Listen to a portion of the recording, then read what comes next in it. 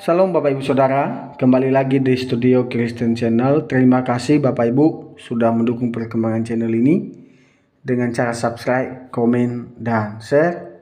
Semoga Tuhan memberkati dan melindungi kita semua. Baiklah Bapak Ibu Saudara, kita akan melihat satu debat yang sangat menarik antara apologet Kristen Indonesia dan juga para polemikus Islam. Mari kita simak dan mendengarkan video ini. Tuhan Yesus memberkati. Kenapa ini si Lina ini kok macet-macet ini? Oke, baik ya, Lina tidak nyambung-nyambung, jadi kita turunkan saja. Kita kasih naik ada Queen N. Sekali lagi teman-teman ya, ini yang naik ke sini itu khusus muslimin wal muslimat ya. Jadi yang non muslim tolong jangan naik dulu kemari. Selamat siang. Aduh, terpental. Oke, kita kasih naik ada Kang John. Semoga yang naik ke sini yang ini ya, yang ngerti agama Islam ya. Saya harap yang naik ke sini itu bukan asal-asal ngarang-ngarang saja. Ya Kang John, selamat siang. Selamat siang, Bang. Ya, selamat siang Kang John. Silakan nyalakan kamera. Iya, Kang John seorang muslim ya? Muslim. Ya, silakan Kang John.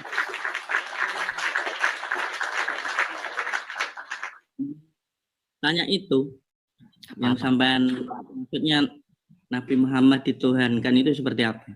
Ya, Muhammad dituhankan itu seperti apa? Gini Bang, pertama-tama kita itu harus mengerti pengertian dituhankan, menuhankan gitu Bang. Betul nggak? Secara logis betul nggak kayak gitu? Terus? Nah, tapi ngomong-ngomong kamera Anda biar gitu ya. Jadi di dalam Al-Qur'an itu banyak sekali ayat-ayat yang berbicara mengenai orang itu menuhankan hawa nafsu, menuhankan ulama. Betul? Betul nggak? Betul. Nah, kenapa itu kok Al-Quran mengatakan bahwa ada orang yang menuhankan hawa nafsu? Ada ulama-ulama yang dipertuhan. Ada nabi-nabi yang dipertuhan. Contohnya Isa dipertuhan. Kenapa? Apa itu maksudnya dipertuhan? Silakan. Sumonggo. Silakan. Sumonggo. Silakan. Silakan. Misalnya kalau di agama kami, di agama Islam, itu kalau Muhammad itu tidak mungkin dituhankan. Bang, jangan ini makanya saya bilang. Jangan gara-gara bulan puasa langsung IQ menurun, Bang. Kita bicara dulu definisi sebentar, Bang. Kita bicara dulu definisi dipertuhan atau menuhankan itu loh, Bang. Ini saya sudah bicara ini tentang ini itu sudah panjang lebar dan sudah bilang. Saya pengen supaya sadar ini orang Islam ini bahwa Muhammad itu kalian pertuhan gitu loh. Makanya saya tanya dulu, apakah mempertuhan itu? Silakan. Contoh misalnya di dalam Quran surat Al-Jadziyah nomor 23 berbicara mengenai maka pernahkah kamu melihat mereka orang-orang yang mempertuhan hawa nafsunya? Coba. Kenapa itu? Mempertuhan itu apa? Apakah mempertuhan itu begini? Wahai hawa nafsuku. Lindungilah aku hawa nafsuku. Apakah gitu? Mempertuhan hawa nafsu? Saya tanya dulu. Atau hawa nafsu, engkau adalah pencipta. Apakah begitu? Makanya saya tanya, mempertuhan itu apa? Coba. Gini loh Bang, yang aneh itu sampean itu.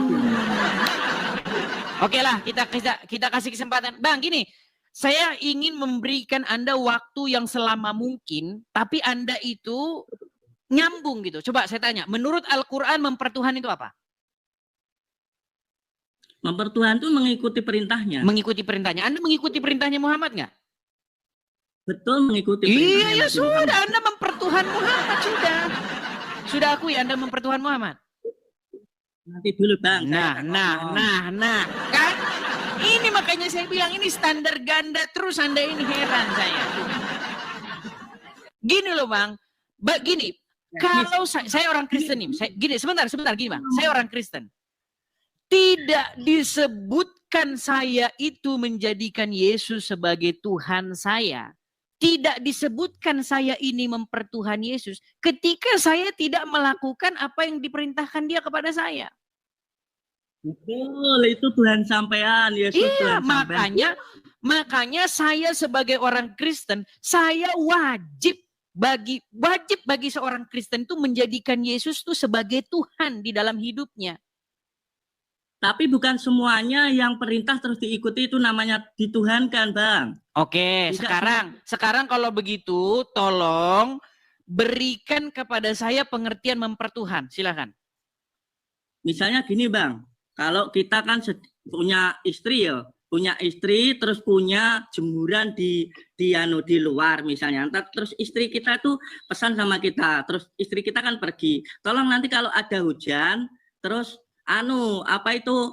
jemuran kita diangkat biar nggak kehujanan. Terus kita nurut, apa itu Tuhan? Baik, saya jawab ya. Saya jawab. Tadi kan sudah saya bilang dari awal. Saya kasih contoh nih, Bang. Nih. Ketika Anda dikendalikan mengikuti tahluk tunduk kepada sesuatu sehingga Anda tidak punya kuasa untuk membantahnya.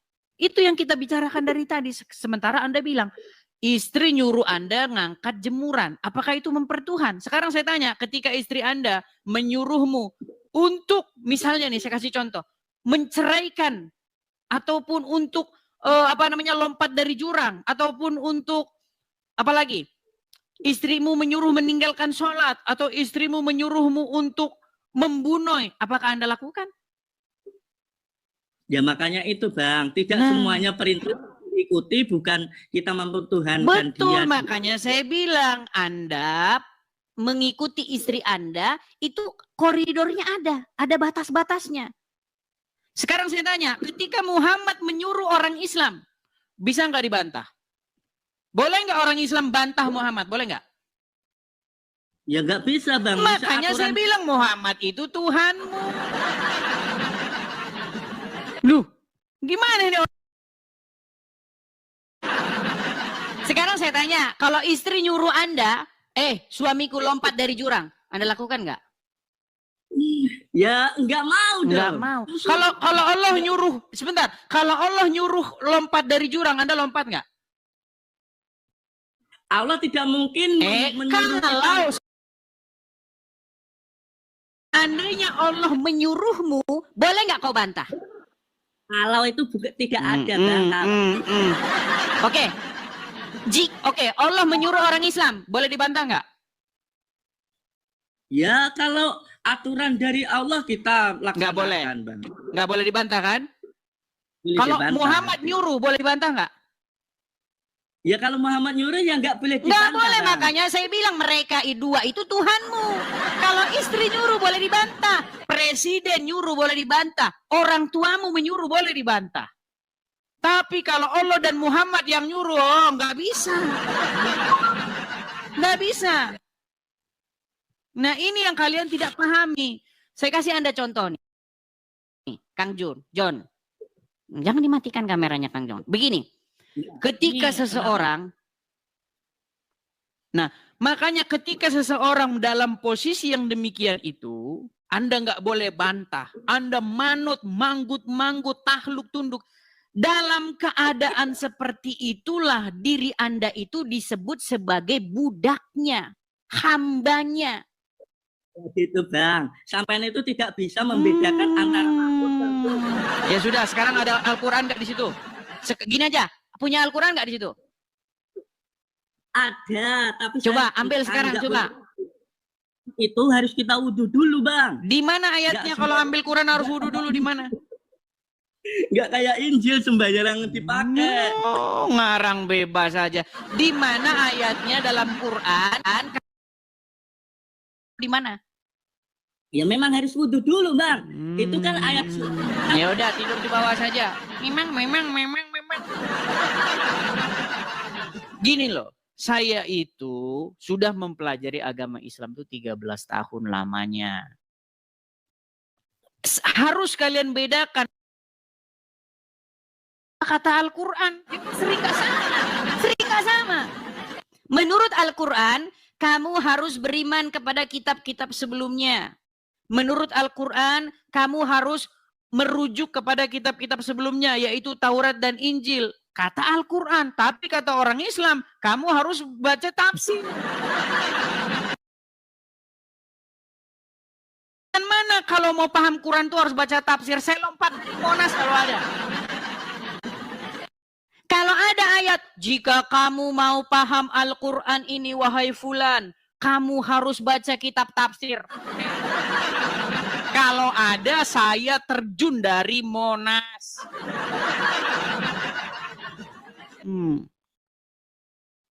Iya, nggak ada dalam Quran begitu bunyinya. Jika kamu harus paham Quran, kamu harus belajar kitab Ibnu Katsir, tafsir Jalalain. Kagak ada, bohong. Yang ada, jika kamu ragu-ragu tentang apa yang kami wahyukan kepadamu, maka tanyakanlah orang-orang yang membaca kitab sebelummu. Itu kata Al-Quran. Tapi sayang orang Islam nggak ada yang percaya. Nggak ada yang percaya. Kitab apa? Menurut Al-Quran. Kitab yang memberikan petunjuk, kitab yang memberikan penjelasan. Kata Al-Quran, Al-Quran itu. Menurut Al-Quran. Tapi kalau ditanya sama orang Islam, oh yang menjelaskan itu tafsir ulama. Kitab imam ini, kitab imam itu. Dah. Teman-teman ya. Seperti itu. Oke. Banyak yang kejang-kejang, banyak yang kesetanan, kejang. Suruf. Ya, jangan suruf, jangan kesetanan. Ayo naik kemari kita diskusi. Silakan yuk. Kita kasih kesempatan kembali ya. Sebelum kita lanjutkan teman-teman, sekali lagi teman-teman ya, kita di sini ada program pendirian rumah apologet teman-teman ya. Jadi di sini semoga teman-teman nanti kita bisa dapat tanah dan kita bisa bikin satu bangunan ala kadarnya untuk pendirian rumah apologet supaya kita bisa berapologet dari sini ya. Karena kalau kita berapologet dari Konoha teman-teman, maka teman-teman nanti akan didatangi ormas. Ya, untuk itu teman-teman, bagi teman-teman saudara-saudaraku dalam Tuhan Yesus, teman-teman, mari support ya teman-teman ya pendirian kolekte untuk pendirian rumah apologet di sini teman-teman. Ditangkap saja layarnya teman-teman, screenshot. Jadi teman-teman bisa mensupport pendirian rumah apologet di sini ya teman-teman ya. Sekali lagi saya tidak bosan-bosannya, mari teman-teman kita bersatu padu menggalang supaya teman-teman kita bisa dirikan rumah apologet ini sesegera mungkin teman-teman ya. Jadi teman-teman silahkan teman-teman yang punya berkat berlebih bisa support di situ. Oke, kita lanjutkan kembali ya. Kita lanjutkan kembali. Kita kasih naik ada sebentar. Ini khusus yang muslim-muslim saja ya teman-teman ya. Sekali lagi muslim-muslim. Mas'ud. Oke, kita kasih naik Mas'ud. Iya, selamat siang Mas'ud. Oke, terpental si Mas'ud. Oke, kita kasih naik ada apa aja ada. Macam toko online. Iya, apa aja ada. Selamat siang. Oke, baik, ini kita kasih turun ya. Edis babi. Kita kasih turun, sudah banyak yang kejang-kejang, banyak yang kesetanan. Jadi teman-teman kalau ilmu nggak punya, wawasan nggak ada, ilmu pengetahuan tentang Islam zong, jangan naik kemari. Kamu cuma bikin malu agama Islam. Yuk silakan, yuk jangan marah-marah. Ini apalagi ini bulan puasa. Ini saya kasih kesempatan kepada orang-orang Islam untuk naik ke sini, gitu loh. Dengan sebuah harapan bahwa kalian itu memang bisa bantah apa yang saya katakan gitu loh. Cuman kalian nggak bisa bantah, bisanya emosi, marah, kejam. Ayo kita diskusi dengan baik yuk. Kita kasih ini kepada Agung Catur. Heran yang naik yang Islam nggak tahu apa-apa semua ini. Yuk Agung Catur. Selamat siang. Aduh, terpental lagi, terpental. Banyak kejang-kejang. Oke, kita kasih naik ada J. Edison. Ini khusus yang muslim ya teman-teman ya. Sekali lagi teman-teman, jikalau Anda Kristen, silahkan teman-teman tarik permintaan naiknya teman-teman ya. Ini khusus yang muslim-muslim saja. Oke, selamat siang. DJ Edison. DJ Edison. Halo? Oke, DJ Edison. Tidak nyambung juga. Teman-teman sekali lagi kalau teman-teman mau naik kemari pastikan sinyal Anda kuat ya teman-teman ya. Sinyal kemudian berapa Mbps kah jaringan Anda begitu ya. Kalau hanya kecil itu biasanya nggak kuat teman-teman ya. Oke, kita kasih naik ada nih Ferdi Ramadan. Ya. Selamat siang Ferdi, saudara Ferdi Ramadhani. Halo?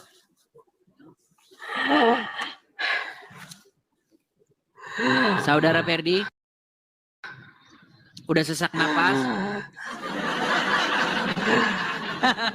Sesak napas dia. Berat. DPO. Sudah saya bilang sama kalian. Ini ya, nih. Saya bilang sama kalian begini. Ini harus kita sentuh terus ini karena ini macam bisul ini. Nih. Kalau ada orang Islam bahas agama Kristen, itu namanya dakwah. Iya, namanya dakwah. Kalau ada Ustadz Abdul Somad bahas agama Kristen namanya dakwah. Ustadz Abdul Somad bahas agama Kristen. Ulangan 18 ayat 18. Menubuatkan tentang Rasul Nabi Muhammad. Di dalam kitab Kidung Agung tertulis Muhammadin. Namanya apa saudara-saudara? Dakwah. Ustadz Adi Hidayat buka kitab Kejadian arti Israel. Namanya dakwah. Tapi kalau ada orang Kristen jawab namanya penistaan. Iya, ya memang kayak begitu kelakuan orang Islam kayak begitu memang. Laporkan polisi kalian dari kemarin. Tolong buat laporan polisi. Pak, kata orang ini agama Islam itu bebas bahas agama Kristen namanya dakwah. Gitu bilang. Langsung bikin laporan polisi ke Mabes Polri sekarang juga, jangan besok-besok. Yuk, bikin laporan ke Mabes Polri bahwasanya agama Islam ketika bahas agama Kristen namanya dakwah. Contohnya begini, ya kan? Dipajang banner di tengah jalan nih. Benarkah Bible dipalsukan? Oleh Haji Yudi Mulyana, dan lain sebagainya. Itu namanya dakwah. Nggak ada polisi menurunkan banner, nggak ada. Satpol PP nggak ada, ulama nggak ada. Itu kan namanya dakwah. Coba kamu datang ke kantor polisi, Pak Polisi ada banner tulisannya begini Pak di jalan. Benarkah Bible dipalsukan Pak? Ini dikhawatirkan Pak nanti akan begini membuat ketersinggungan. Nanti polisinya bilang, itu namanya nggak bisa itu. Itu namanya dakwah Islam. Begitu. Tapi kalau tulisannya begini, benarkah Quran dipalsukan? Polisi gercep langsung datang.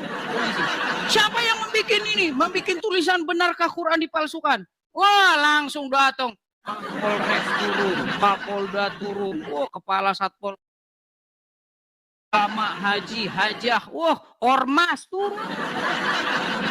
Langsung mengatakan, berani-beraninya kamu menulis benarkah Quran dipalsukan? Kamu halal.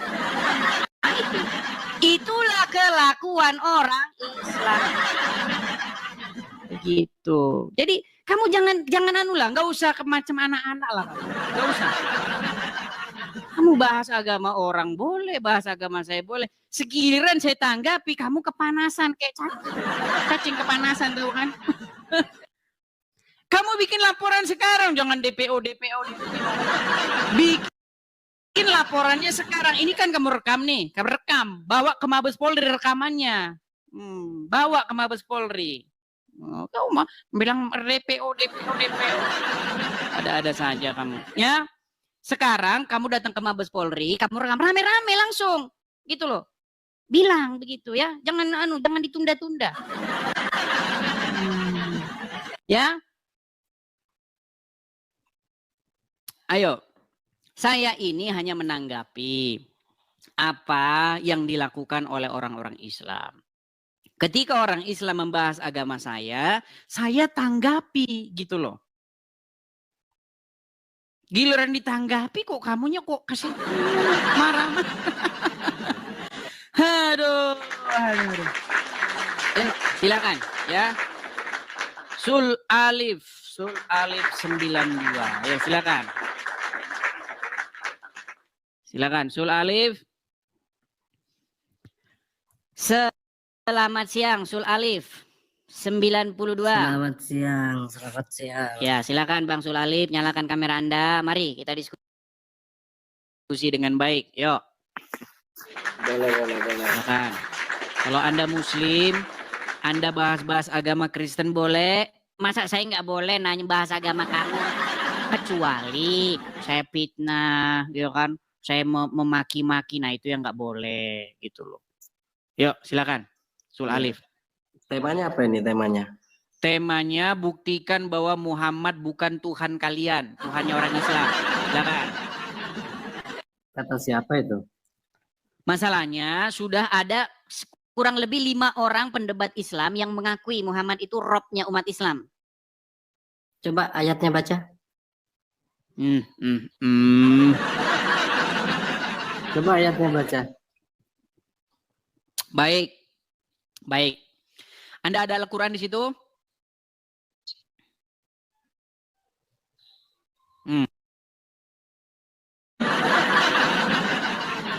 Coba tolong dipersiapkan Al-Qurannya ya. Enggak. Nanti kalau begini Bang. Saya tidak mungkin maksudnya gini, ngobrol Mas. dengan Bang. Coba dibiasakan. Kan dibiasakan. Gini. Sebentar gini. Nanti Abang ngomong sama Abang dengerin ini sebentar ya. Kan, Sebentar, Abang dengerin ini ya. Ini seorang pendebat Islam. Namanya itu Daman. Gelarnya itu Al-Mantiki. Ahli mantik. Nah, ini pengakuan dia. Dengarkan. Nih. Selanjutnya, dia menantang saya untuk mengatakan kepada seluruh umat muslim bahwa Nabi Muhammad adalah Rob. Wahai umat muslim, percayalah bahwa Nabi Muhammad itu adalah Rob kita. Percayalah bahwa Nabi Muhammad adalah Rob kita. Tuh, itu Daman Al-Mantiki. Percayalah umat muslim bahwa Muhammad itu Rob kita. Enggak. Yang saya tanya, coba abang tanya sama dia. itu? Coba tanya sama dia. Mana ada dalilnya bahwa Muhammad itu Rob kita? Enggak, yang saya pertanyakan itu, abang paham enggak maksudnya itu? Yang dimaksud orang itu paham. Sangat paham. Sebagaimana Allah itu Rob kalian, begitu juga Muhammad itu Rob kalian. Apa sih hakikatnya Muhammad itu? Maksudnya dalam abang Oke, tapi Anda sudah mengakui bahwa Muhammad itu Robmu? Bukan. Nah, kan berbelak-belakan. kan? Udah tahun 2025 orang Islam belum tahu Robnya siapa. Allah itu siapa sih? Coba saya tanya. Kita bahas begitu. Allah Kita bahas itu Robnya Jangan umat begini terus, Islam. Betul. Jangan begini terus. Enggak, Allah itu Robnya umat Islam, betul. Jangan bicara terus gitu nah. Bang. Allah itu siapa sih? Kalau menurut abang ayo. Menurut Al-Quran, Allah itu Robnya umat Islam. Betul nggak? Nah, terus. Nah, menurut Al-Quran pula Muhammad itu juga Robnya umat Islam. Betul. Kata siapa? Nah, kata siapa? Tadi Daman Al-Mantiki sudah mengakui. Yusuf PI sudah mengakui. Rifa sudah mengakui. Gus Wafi sudah mengakui. Apalagi? Anda Al-Quran saja kagak punya, gimana? Iya, Bang. Pak, kalau mau bahas agama. Oke lah, kalau nggak punya Al-Quran kita kasih turun dulu ya. Ini Karena abang nggak punya diambil. Al-Quran, dibawa dulu. Capek nanti buang-buang waktu. Teman-teman, bukan tanpa alasan, bukan tanpa sebab, itu para pendebat-pendebat Islam itu sudah mengakui bahwa Muhammad itu rohnya. Ya, jadi kalian tolong ya, ayo. Kita kasih naik lagi ada Putri Rahmawati. Ini kayaknya kemarin mau naik ini Putri Rahmawati. Apa yang ini atau yang mana saya nggak tahu. Iya, selamat siang Putri Rahmawati. Halo Putri Rahmawati. Selamat siang. Halo Tidak Bang bisa Edis. bicara. Nah, inilah. Ini benar yang kemarin, Putri Rahmawati yang kemarin, Bang? Iya Bang Edis. Iya, silakan Bang. Bang. Nyalakan kamera, mari. Yuk. Mana? Katanya Abang kemarin Putri Rahmawati ini seorang Muslim, tapi menikah dengan seorang Kristen atau bagaimana? Coba, silakan Bang, nyalakan kamera Anda. Iya, saya ini kan dari Ya, Kristen, kamera Bang. dinyalakan dulu, Bang. Kamera Nikah sama dinyalakan orang dulu. Muslim. Saya ini mau ajak istri saya ke Kristen, tapi malah berantem terus-terusan, Bang. Iya, tapi kamera harus dinyalakan, Bang, kalau di sini. Coba kalau ada istri Anda, kemarin kan Abang bilang janji. Coba istrinya saja langsung ngobrol ke sini, dampingi sama Abang, boleh. Nah, istri saya aja langsung ya, Bang ya. Ya, silakan, silakan. Tapi dinyalakan kamera ya. Di sini wajib menyalakan kamera, Bang. Iya. Silakan. Sebentar, aku mau susul ke depan ke toko ya, sebentar ya. Silakan, silakan, silakan. Silakan ya, silakan. Jadi jangan kalian ini standar ganda gitu loh. Ketika orang Kristen di gereja, ya Yesus, kalian bilang, orang Kristen lagi nyembah Yesus katanya. Giliran orang Islam di jalan raya, ya Muhammad, ya Muhammad. Masa saya nggak boleh ngomong, bentar, orang Islam lagi nyembah Muhammad. Sama itu kayak begitu. Gimana sih? Ketika orang Kristen nyanyi-nyanyi berseru-seru memanggil Yesus, berseru-seru ya Yesus, ya Yesus. Kalian bilang lagi nyembah Yesus. Giliran kalian, ya Rasulullah, Muhammadku, dengarlah seruanku. Kami nggak bilang kamu menyembah Muhammad. Masa kami nggak boleh bilang kamu lagi nyembah Muhammad, gimana? Ada saja, jangan standar ganda lah. Yuk, kita pakai satu ukuran yang kalian pakai kepada diri kami, saya balikkan kepada kalian gitu loh. Ya. Halo, sudah ketemu Putri Rahmawati? Halo? Halo? Oke, baiklah ya. Jadi karena lama kita turunkan juga saja ya. Kita turunkan saja. Yuk, silakan yuk. Heni. Ya, sudah banyak ini kaum muslimah. Ternyata sudah banyak. Muslimah yang mendengar. Ya. Halo Heni. Ya, assalamualaikum. Nggak boleh mengucapkan assalamualaikum Heni. Saya non muslim. Menurut ajaran Muhammad, Enggak, kalau di sini kan di bawah kan ada muslim kan, assalamualaikum. ngomongnya sama yang muslim. Kupikir sama saya. Ya, silakan Heni, nyalakan kamera. Ayo kita diskusi dengan baik. Nggak Silakan. bisa aku nyala kamera gimana? Oke, baik. Saya turunkan ya kalau Bisa seperti nyala itu. kamera. Ya, saya turunkan kalau begitu. Sekali lagi teman-teman ya, sekali lagi. Kepada kepada muslim ya, kepada kaum muslimin wal muslimat, tolong kalau naik kemari itu ada syaratnya. Pertama, Anda itu harus seorang Islam yang masih bangga dengan keislaman Anda. Ya, artinya kalau Anda masih bangga, nyalakan saja kamera. Kenapa Anda? Saya nggak mau kamera. Anda sudah malu jadi orang Islam gitu. Banggalah Anda sebagai orang Islam. Yang kedua, Anda punya adab. Begitu. Jangan datang terus kesetanan, kejam, suruh. Jangan. Tuh, ya. Oke, kita kasih naik ada Aza. Ini Aza yang kemarin. Iya, silahkan Aza. Ini Aza ini kemarin ada janji. Ya silakan Aza, nyalakan kamera Anda, mari. Halo Aza.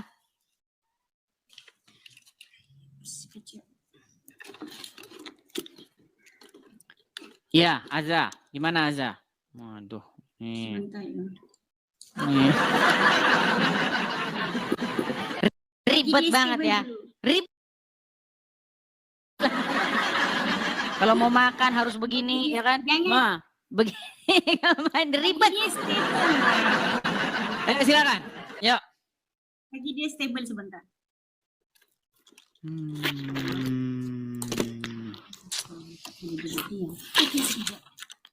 Oke, baik. Ya, gimana Aza? Salam brother. Nggak boleh mengucapkan salam kepada orang non-muslim. Hah? I said salam. Iya, nggak boleh mengucapkan salam.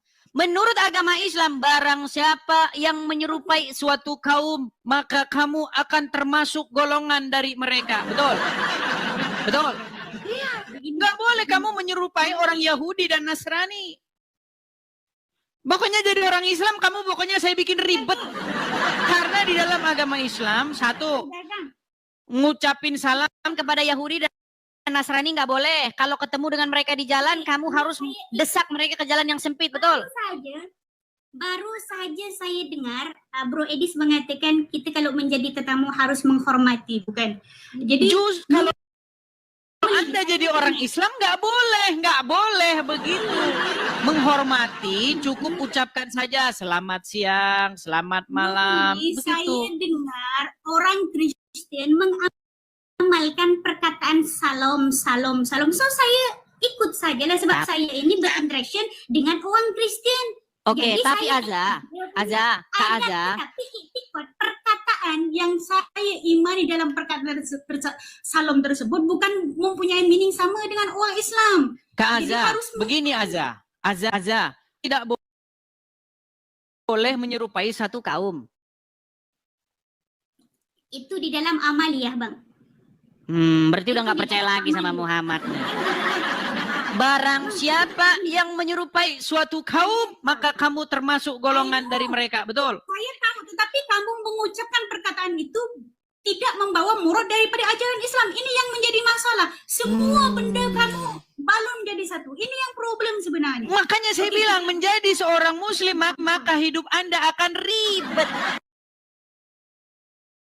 Sama sekali, easy brother, easy. Menjadi bagaimana tidak ribet, makan saja harus begini-begini, ya kan? Muslim. Makan saja harus begini-begini, gimana nggak ribet? Ayo coba.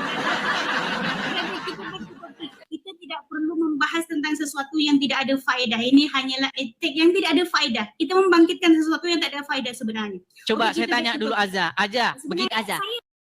Mana lebih mudah? Sebentar Aza. Sekarang saya tantang kamu untuk minum segelas air. Ayo, coba. Ayo, saya tantang minum segelas air. Koin ayo. Melakukan itu tujuan. Nah, kan ruwet kan? Jadi orang Islam ruwet. Coba, ayo. Saya tantang kamu untuk meminum segelas air. Ayo. Sekarang kamu siapa? Lakukan. Orang gila sahaja. Nah. Saudara-saudara rekam dan upload ke VT kalian masing-masing. Saya tantang, apakah menjadi seorang Islam itu akan mempersusah dirinya? Saya tantang Anda untuk meminum segelas air. Ayo. Jadi orang Islam sangat easy, sangat mudah. Easy bagaimana? Easy bagaimana? Bahkan kamu tidak sanggup meminum air. Pasti ini dia membawa berat saudara-saudara. Dia boleh mengontrol hawa nafsu kita. Banyak manfaatnya untuk fasting ini, brother. Saya bukan bicara mengenai fasting, saya bukan berbicara mengenai puasa. Aza, seandainya sekarang tidak bulan puasa, bagaimana cara kamu men-challenge saya untuk minum segelas air? Tidak ada masalah. Gimana caranya? Kamu datangkan challenge di masa yang tak tepat. Itu namanya kamu jahil. Itu tak namanya kamu otak tidak ditempatkan di tempat yang betul. Begini, Aza. Kita diberi otak oleh Allah, harus ditempatkan di tempat yang betul. Gini Aza. Orang muslim tengah puasa. Kan marah-marah kan? Begini, saya tadi sudah bilang harus punya begini Aza harus punya yang namanya adab. Saya minta kamu beradab, bukan saya minta kamu mengucapkan shalom kepada saya. Beradab itu cukup Anda naik ke sini, ucapkan selamat pagi, selamat siang, hanya itu. Dengan lawan saya begitu. Oke, begini Aza. Saya mau tanya sama kamu. Saya ini kan sudah 13 tahun lamanya mendalami Al-Quran. Kalau ada di Quran ayat yang bilang bahwa wanita wajib menutup kepalanya, saya lompat dari Petronas. Ya kan? Saya pergi ke KLCC, ya, KLLC, saya lompat dari Monas. Dari Petronas. Ayo. Silakan. Itu ada aja. Silakan. Kalau ada ayat di dalam Al-Quran, seorang muslimah wajib menutup kepalanya, saya terjun dari Monas. Ayo silakan. Di mana ayatnya? Silakan. Itu ada. Iya, di mana? Bahkan Adanya di mana, Aza? Oke. Dalam Al-Quran mengatakan, wahai Muhammad, katakanlah Silakan. kepada Oke, saya bukakan. Surat berapa ayat berapa? Ayo. Surat berapa ayat berapa? Tapi sebenarnya ini dulu, jangan. Ya, sedikit. Habis itu selepas tunjukkan ayat, kita ke sini. Yuk. Di mana ayat berapa? Sebentar. Nah, kan meninggal dunia. Karena relax. Inilah jadi Kristen nih tak relax, langsung ribet hidup kamu Edi. Justru kamu yang ribet ketika saya membaca Al-Quran. Dikatakan di situ tidak ada ayat yang wajib menutup kepalanya di mana? Ayat berapa? Nah, relax lah. Ya, relax ini relax. Yuk, silakan. Wahai Nabi, katakanlah Quran surat berapa? Ayat berapa? Anak-anak kamu, perempuan-perempuan. Quran surat berapa? Hendaklah. An-Nur berapa? Surat Al-Ahzab ayat 59. Al-Ahzab 59. Baik ya, kita bukakan di sini. Al-Ahzab 59. Ya, silakan dibaca di situ. Silakan. Wahai Nabi, katakanlah kepada istri-istri kamu, anak-anak perempuan kamu, juga istri-istri semua orang mukmin, hendaklah mereka menutup jilbab kalian ke seluruh tubuh. Bukan setakat kepala yang Edis mention saja, tapi keseluruhan tubuh ini wajib ditutup supaya setan tidak baca. Supaya setan-setan gak ada. Hendaklah mereka mengulurkan hijabnya, mengulurkan jilbabnya ke seluruh tubuh mereka. Yang demikian itu supaya mereka lebih mudah untuk dikenal. Perhatikan, tujuannya supaya mereka lebih mudah untuk dikenal. Karena itu mereka tidak diganggu. Dan Allah adalah Maha Pengampun lagi Maha Penyayang. Betul? Hebat kan Allah gitu kan? Oke, baik. Jadi tujuan pelan-pelan Aza. Aduh. Aza, pelan-pelan. Apakah saya boleh ngomong? Boleh saya bicara? Baik. Saya ini sebenarnya ingin mendidik orang-orang Islam. Begini ya Aza ya. Ini ayat ini berbicara, latar belakang ayat ini adalah sehubungan dengan Umar ibn Khattab. Tahu? Ini adalah sarannya Umar ibn Khattab, betul? Bagi saya bukti bahwa baik. Umar bin Khattab. Baik. Baik. Ini baik. Nuzul daripada kalam Baik, sabar ya. Oke, sabar. Aduh, ini sayangnya ini. Buktikan bahwasanya surat Al-Ahzab ayat 59 ini kalam daripada Umar bin Khattab. Baik. Sabar ya. Ada Al-Ahzab 59 merupakan kalam daripada Umar bin Khattab. Saya terjun daripada Munas. Oke, baik. Kalau asbabun nuzul tidak ada masalah lah. Tetapi kalau kamu klaim bahwasanya sabar ya. Ini kalam daripada Sayyidina Umar, memang no brother. No, never. Baik ya, baik. Oke, kita akan bukakan sebuah hadis ya. Lari ke hadis, sekarang lari ke hadis. But it's okay, tidak. Berarti nggak percaya kepada hadis? Nggak percaya kepada hadis? Percaya saya tak, it's okay, just Okay, go. baik. Tak ada different pun, tak ada contradict between Al-Quran dengan Al-Hadis. Sebab Okay. Al-Hadis tubayin lil Quran. Baik. Susah jadi hidup kamu, Edis. Hanya tahu teks orang saja, tapi tidak pernah muhasabah diri. Sehingga hanya merasa diri aja yang betul. Tapi sebenarnya saya interested dekat kamu punya title yang mengatakan umat Islam paling baik ya. Kita akan bukakan sebuah hadis bahwasanya itu Umar berkata di dalam sebuah hadis bahwa Allah itu setuju kepada Umar itu di dalam 3 perkara ya. Sebentar. Saya akan tampilkan hadisnya di sini. Tunjukkan bukti bahwasanya azab 59 itu perkataan Umar, bukan perkataan Allah. Oke, baik. Baik ya. Sebenarnya ini sudah saya tampilkan di sini, tapi saya nggak tahu ini kenapa tidak mau mengecil ya. Saya coba atasi. Dia pun tak accept lah. Gimana? Sebab kamu menipu, dia pun tak accept. Oh, belakang begitu. kamu yang kamu tampilkan itu tak accept. Sebab kamu menipu. Iya, sabar ya.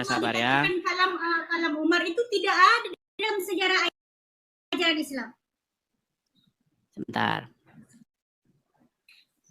Baik, Susah, Edis, kita tampilkan hadisnya, tetapi kita balikkan kamera ya, nih. Saya akan balikkan kameranya ke dulu. Sebenarnya ini yang di layar saya ini, tapi karena terlalu besar mungkin ya ukurannya, jadi kecil begitu dia, tidak bisa Jadi di sini Umar berkata bahwasanya ada 3 perkara yang Allah itu setuju kepada Umar, ya. Sebentar. Nih, saya balikkan.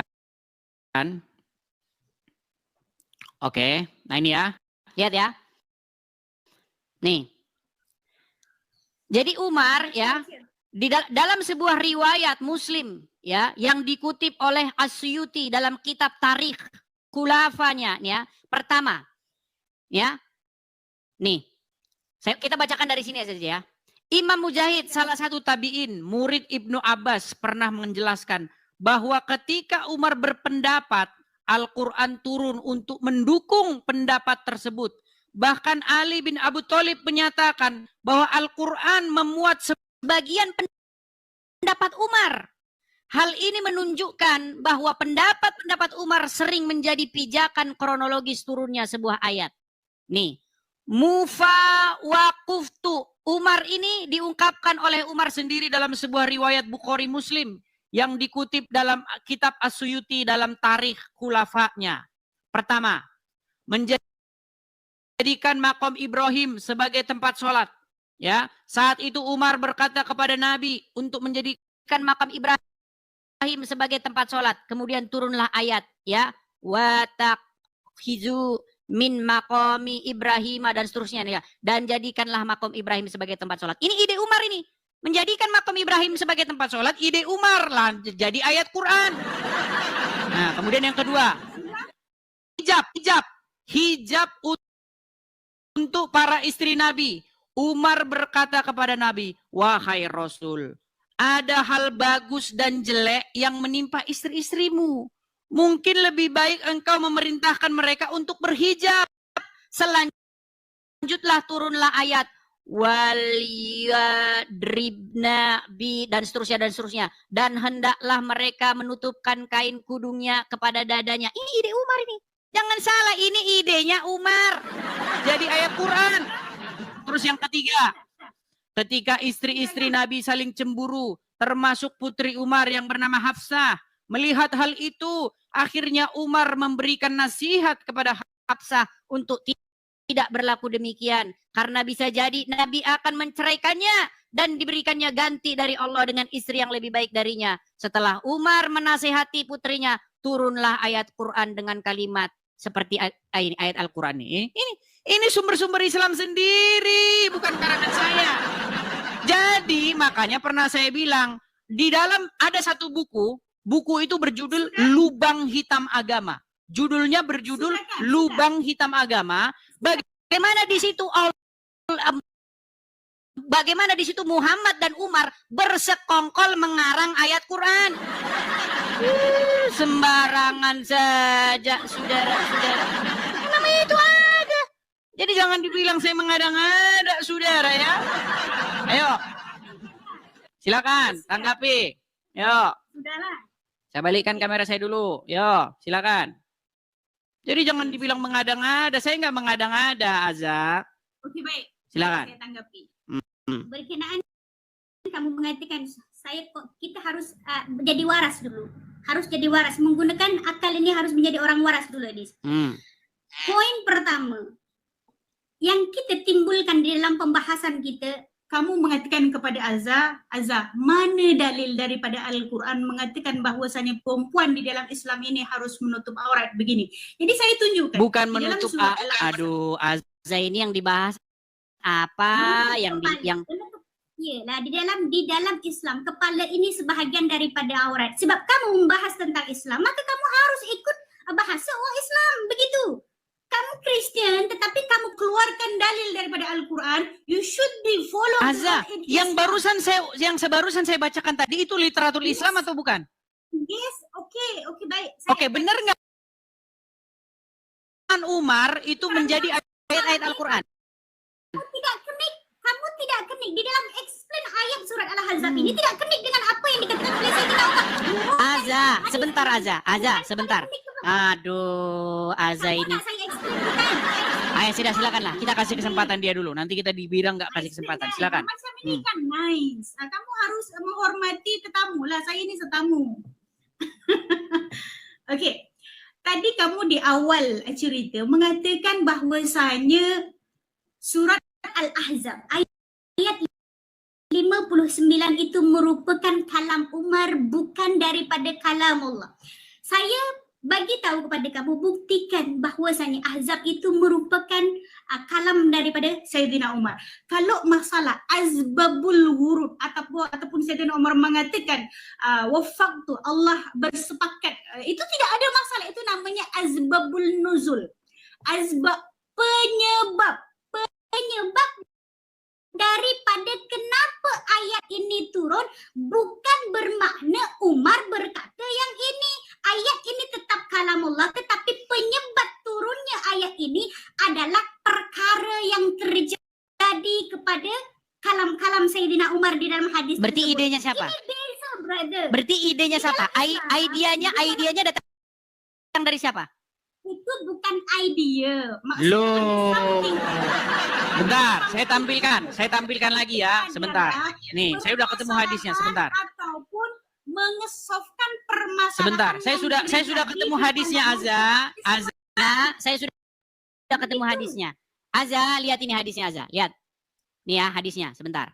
Nih, dari Ibnu Umar, dia berkata, Umar bin Khattab pernah berkata, sesungguhnya pendapatku pernah disetujui oleh Allah dalam 3 hal, yaitu tentang makom Ibrahim, tentang peristiwa hijab, dan tentang tawanan perang Badar. Hadis riwayat Muslim nomor 4412.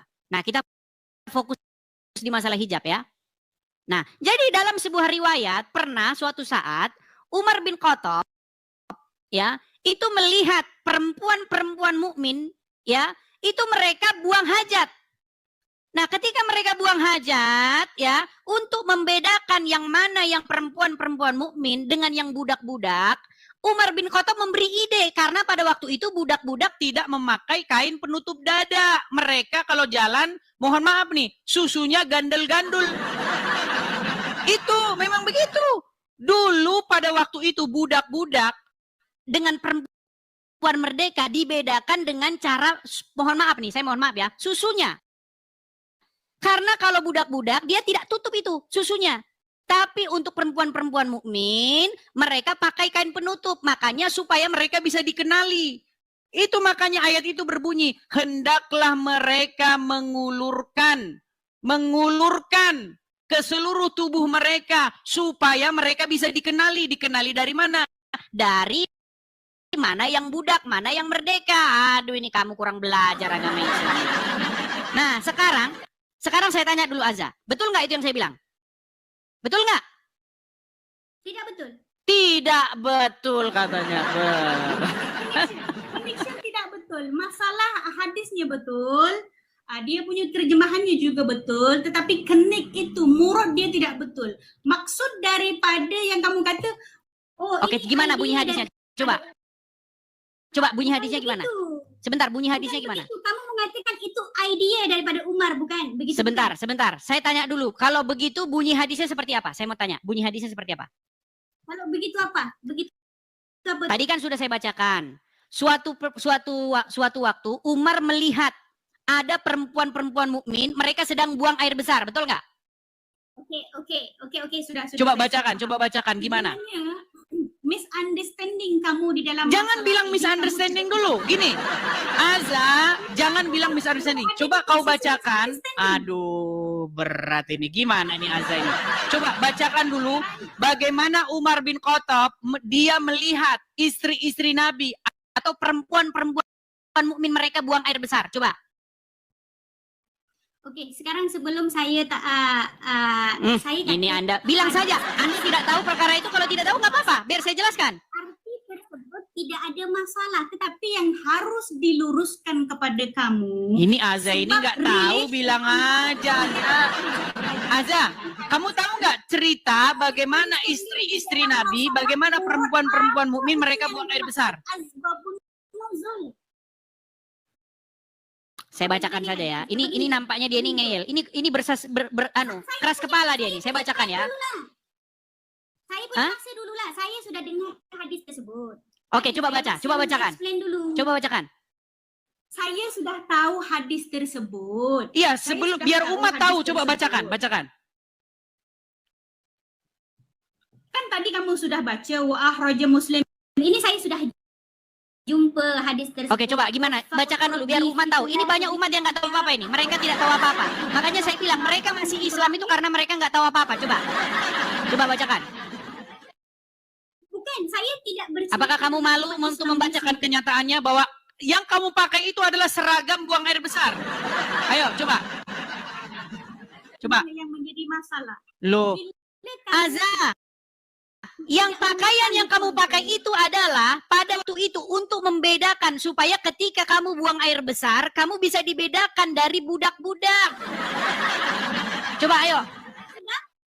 Sudah, bukan. Coba bacakan riwayatnya yuk. Begini. Saya harus luruskan dulu. Tidak perlu. Jangan kalian bangga dengan pakaian. Lihat nih pakaian seorang muslimah. Jangan bangga dulu. Riwayat mengatakan karena itu pakaian dulu dipakai untuk membedakan mana perempuan merdeka, mana budak. Edis, memang saya bangga sebagai Muslim. Saya tertutup berbanding orang yang free. Free dilihat. Apa orang kata, kalau Indonesia kata free apa? Free apa? Free tanpa bayar itu apa Indonesia kata? Gratis, percuma, sama itu. Gratis. Mana boleh tubuh saya tidak gratis, brother. Tidak gratis. That's why saya tutup. Ini gimana kok malah bahas itu? Itu kata orang Islam zaman sekarang, tapi sejarah nggak bilang begitu. Mana? Bilang begitu. Di dalam tafsir bilang begitu. Itu kamu yang kata, tetapi Nabi saya bilang begitu. Saya lebih percaya Nabi saya atau percaya kamu? Tidak lah. Justru kamu tidak percaya dengan Muhammad. Nih, saya bacakan saja ya. Masalahnya kamu tidak percaya loh. Gini, Aza, seandainya kamu percaya, kamu akan mengiyakan apa kata saya. Sebentar, saya akan bacakan saja hadisnya kepada kamu ya. Nih. Itu harus luruskan satu one by one dulu. Sebentar, saya akan bacakan hadisnya sama kamu nih. Satu masalah belum settle. Gimana ini kalau kayak begini nih? Nih, saya bacakan saja nih Aza ya. Nih Aza. Coba nih Aza. Coba saya bacakan nih ya nih. Umar bin Khattab pernah berkata kepada Nabi Shallallahu Alaihi Wasallam, tolong perintahkanlah kepada para istri Anda untuk berhijab. Aisyah melanjutkan, namun beliau tidak melakukannya. Sedangkan istri-istri Nabi Shallallahu Alaihi Wasallam juga biasa keluar pada malam hari ke tempat buang hajat. Maka istri beliau, ya, Saudah binti Zam'ah, keluar. Ia adalah wanita yang berpostur tinggi. Lalu Umar bin Khattab melihatnya ketika ia berada di majelis. Saudah, kami mengenalmu. Sesungguhnya Umar menegurnya hanya karena dia ingin semoga ayat hijab segera turun. Kata Aisyah, memang tidak lama kemudian Allah Azza wa Jalla menurunkan ayat tentang hijab. Hadis riwayat Bukhari 5771. Jadi ceritanya itu gara-gara buang air besar. Aduh, kamu nih nggak percaya. Ini masalah latar belakangnya itu seragam yang kau pakai, yang kau bangga-banggakan itu cerita masalah buang air besar. Oke, sudahlah. Ayo, masih nggak percaya lagi? Oke, saya kasih saya kesempatan lah. Silakan. Aduh, berat, saudara-saudara. Coba ayo. Pas kalian di sini, jangan terprovok kepada uang-uang yang menjelaskan tentang ayat. Jangan curhat aja. Kamu jawab saja aja. Kamu malah curhat. Relax lah. Ayo, silakan, ayo. Ini relax. Harus cool, tak handsome tau. Oh, adalah Hedis tak handsome. Saya sudah handsome aja. Saya sudah handsome dari dulu. Saya sudah handsome dari dulu. Silakan, ayo. Jawab saja, ayo. Silakan. Oke, baik. Oke. First sekali, Edis harus understanding, harus faham bahwasanya saya tidak pernah menafikan akan adanya hadis tersebut. Jadi hadis tersebut ini menceritakan tentang suatu masalah yang terjadi di masyarakat uang Islam. Seperti mana yang Edis mengatakan bahwasanya ketika itu Sayyidina Umar tengok situasi, macam mana nak mengesolve situasi ini. Begitu bukan? Jadi dia nampak ketika itu, yang sama lah. Dia nampak ketika itu seorang perempuan, dia pergi tapi dalam keadaan tidak menutup aurat. Sehingga di situ Sayyidina Umar merasa risih. Tak macam Edis. Kalau Edis mungkin free. Ini barang apa tadi? Free apa? Barang apa free? Barang gratis. Free. Indonesia apa? Barang gratis. Mungkin kalau Edis berada situasi Sayyidina Umar. Enggak, kita nggak bicara masalah itu aja.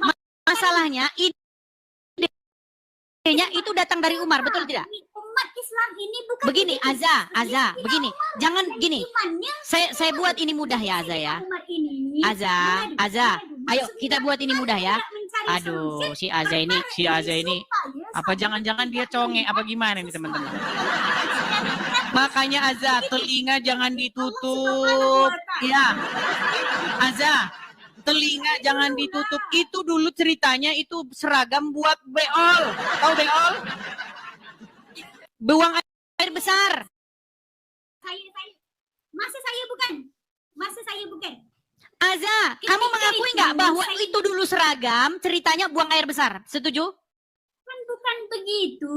Aduh, kok bukan begitu lagi kan? Iya, dulu dengar Aza. Dulu wanita-wanita sebentar, Aza, gini. Dulu wanita-wanita ketika mereka dulu buang hajat, buang air besar, tahu? Tidak pakai penutup. Lalu Umar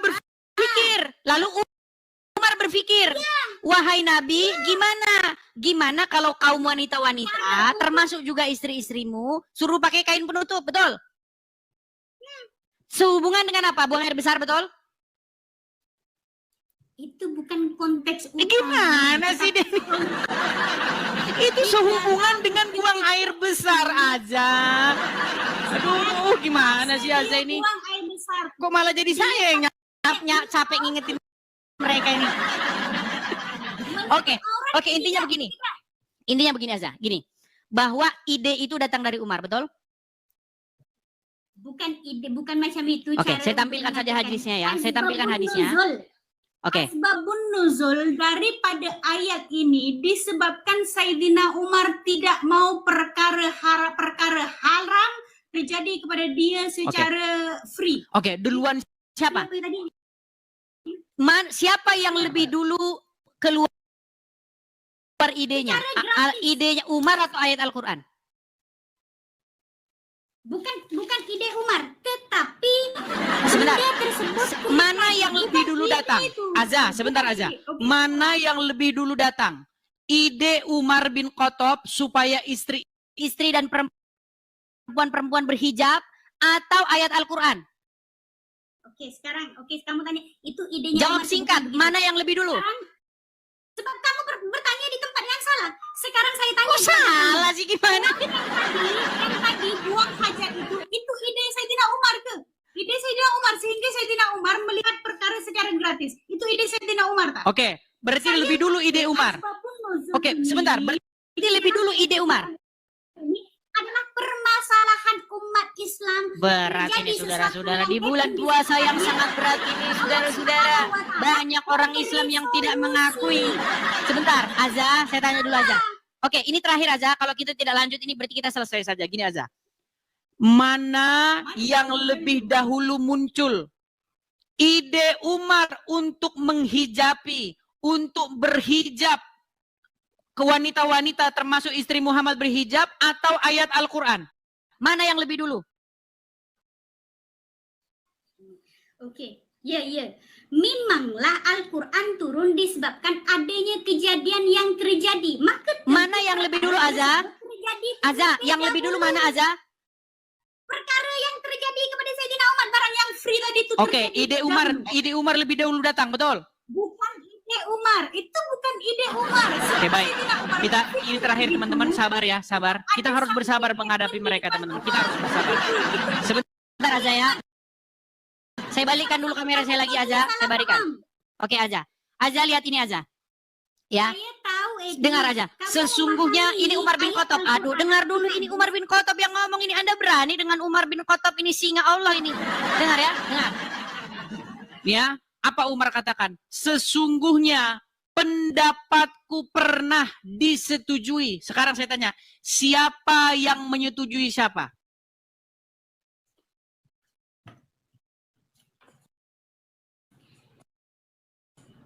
Coba. Saya tahu. Azza, simple. Who is aduh, Azza, coba dengarkan. Siapa yang sedang menyetujui siapa di sini? Umar yang menyetujui Allah atau Allah yang menyetujui Umar? Coba. Allah menyetujui Sayyidina Umar. Allah menyetujui Umar. Berarti duluan Umar yang punya ide, betul? Itu bukan ide. Nah, berat ya. Perhatikan. Umar berkata, sesungguhnya pendapatku disetujui Allah. Artinya Allah yang setuju kepada Umar. Berarti idenya datang dari Umar. Allah yang setuju. Makanya saya bilang di dalam buku Lubang Hitam Agama, di situ jelas dikatakan bagaimana Muhammad dan Umar bin Khattab bersekongkol membuat ayat Al-Quran. Betul. Betul. Baik. Begini. Oke, sudah? Silakan. Itu kan pemahaman kamu sebagai Kristen. Pemahaman ajaran di dalam umat Islam. Di dalam umat Islam ini dipanggil asbabun nuzul. Penyebab suatu ayat itu turun apa? Begitu. Jadi yang terjadi kepada Sayyidina nampak barang secara gratis, tetapi benda itu haram di dalam Islam. Ini disetujui oleh Allah. Oke. Berarti ide Umar disetujui Allah, betul? Iya. Oke. Berarti ada ide-ide Umar, keinginan Umar yang jadi ayat Al-Quran, betul? Oke, maka betullah bahwa Umar dan Muhammad mereka bermufakat, mereka berdua bersekongkol untuk membuat ayat Al-Quran, betul? Tak kena. Kayak begini nih. Perkara yang happen, yang Sayyidina Umar tidak setuju, kemudian dia cari solusi. Adakah itu? Oke lah, baiklah ya. Nanti kalau kita lanjut pun akan seperti ini. Artinya begini Azza, kita sudah mendapatkan sesuatu, intinya bahwa ide Umar, bahwa ide atau pendapat Umar disetujui oleh Allah, itu menjadi ayat Al-Quran. Terima kasih Azza sudah mampir ke sini. Ataupun penjelasan daripada umat Islam sendiri. Kalau kamu Nggak perlu dijelaskan lagi, itu sudah begitu jelas, Azza. Itu dijelaskan lagi. Ayat itu sudah begitu jelas, jadi tidak perlu dijelaskan lagi. Oke? Edis, kamu menjelaskan hadis, kamu menjelaskan Al-Quran, tetapi kamu tidak tahu murad daripada asbabun nuzul. Umar tidak Sudah ini. tahu, Azza. Umar yang punya inisiatif. Umar yang punya ide, disampaikan kepada Muhammad, lalu Allah setuju, betul? Itu betul. Okay. Nah, artinya Umar berpartisipasi dalam hal membuat Al-Quran, betul? Gimana sih? Itu betul. Karena Umar mengadu kepada Rasulullah itu betul. Oke, artinya Umar berpartisipasi dalam menciptakan ayat Al-Quran, betul? Bukan tak betul. Itu tak Aduh, berat. Oke lah, terima kasih Azza. Kita kasih kesempatan kepada muslimah yang lain ya. Mana boleh macam itu? Mana boleh macam itu, Edis? Jangan. Loh, kan sudah begitu jelas, apa lagi? Kamu harus dengar daripada penjelasan saya dulu, murad daripada hadis tersebut. Mana boleh kamu? Ya udah, coba jelaskan lah. Kita kasih kesempatan. Nanti dibilang kita nggak kasih kesempatan. Ya silakan. Ya. Kamu pahami dengan kamu punya kepahaman sendiri. Saya sebagai orang Islam sendiri pun, saya tidak berani untuk menjelaskan hadis dengan saya. Ya ada, kalau sudah tidak berani aja. Jadi terima kasih. Mohon maaf ya. Nanti kalau kamu sudah berani, saya tunggu lagi untuk datang kemari. Selamat siang. Bunda yang tadi itu dulu. Aduh, Anda saja sudah bilang tidak berani, kok gimana? Oh, saya tidak berani menjelaskan, tapi Anda mau menjelaskan. Mana sini? Aduh, berat saudara-saudara. Ya baik ya, ini ada 15.400 orang yang menyaksikan teman-teman secara live di TikTok dan juga mungkin ada hampir 2.000-an ya mungkin di YouTube. Jadi teman-teman sekali lagi ya pengumuman teman-teman, ini siaran ini itu kita sumbernya ada 2 teman-teman. Sumber siaran ini itu ada 2, teman-teman kalau mau tahu di mana sumbernya, teman-teman bisa langsung melihat ini ya, misalnya di layar saya ini ya teman-teman ya. Nih sebentar. Aduh sebentar ya teman-teman ya. Nah ini, siaran ini berasal dari kalau di TikTok tuh Edis TV dan di YouTube juga Edis TV. Nah bagi teman-teman yang nggak sempat nonton, Bang saya nggak sempat tadi Bang nonton di TikTok, teman-teman mampir ke beranda saya. Ingat di TikTok asli saya itu, di situ ada link ya, di situ ada kolekte, terus ada tanda panah ke bawah, ada link YouTube saya. Nah, ketika teman-teman ketik link YouTube saya itu, teman-teman bisa nonton siaran ulang ini. Ada di YouTube kita simpan, jadi teman-teman bisa nonton di sana ya, teman-teman ya. Dan sekali lagi teman-teman ya, kita punya agenda jangka panjang, agenda besar kita untuk menghadapi orang-orang Islam seperti Zakir Naik, Zuma, Dondi dan lain-lain sebagainya. Orang-orang Islam yang suka membahas agama kita ya, tukang bahas Kristen ya, tetapi tidak berani kalau debat dengan orang Kristen, tidak berani. Kita punya agenda besar untuk menghadapi mereka teman-teman. Makanya teman-teman, saya sudah meninggalkan segala yang saya punya. Saya tinggalkan rumah saya tinggalkan pekerjaan saya. Semua sudah saya tinggalkan teman-teman. Demi apa? Supaya saya bisa secara fokus, secara total, secara full time untuk menjawab mereka ini. Tapi di sini kita teman-teman perlu yang namanya ada tanah dan rumah ala kadarnya begitu untuk mendirikan satu tempat untuk berapologet. Jadi teman-teman yang tergerak hatinya, teman-teman bisa support, bisa bantu pendirian rumah apologet itu dengan cara berkolekte ya teman-teman ya. Kolekte pendirian rumah apologet ada di sini teman-teman. Jadi mari teman-teman kita sukseskan teman-teman supaya pendirian rumah apologet ini segera terjadi teman-teman ya, segera terjadi. Jadi teman-teman support, yuk teman-teman ya. Ini ada 14.200 orang ini. Saya anggap ya ada 10 orang Kristen lah di ya anggapnya yang 14.000 sekian itu Muslim lah, tapi ada di dalam 1 orang atau 10 orang Kristen begitu ya.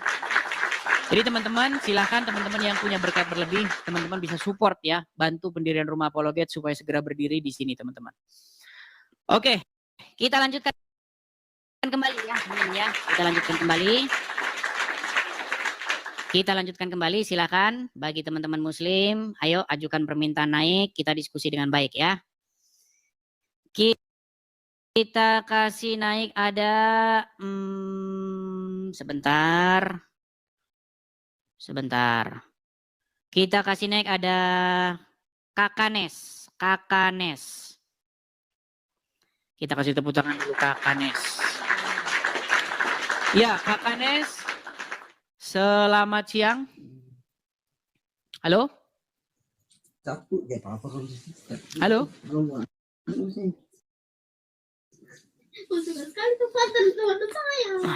Oke, baik, kita kasih turun ya. Teman-teman tolong ya, teman-teman. Kalau teman-teman mau mengajukan permintaan naik, teman-teman sudah siap bicara ya. Jangan sering salah pencet. Udah berapa jam saya siaran? Baru 1,5 jam loh teman-teman saya siaran ya. Oke.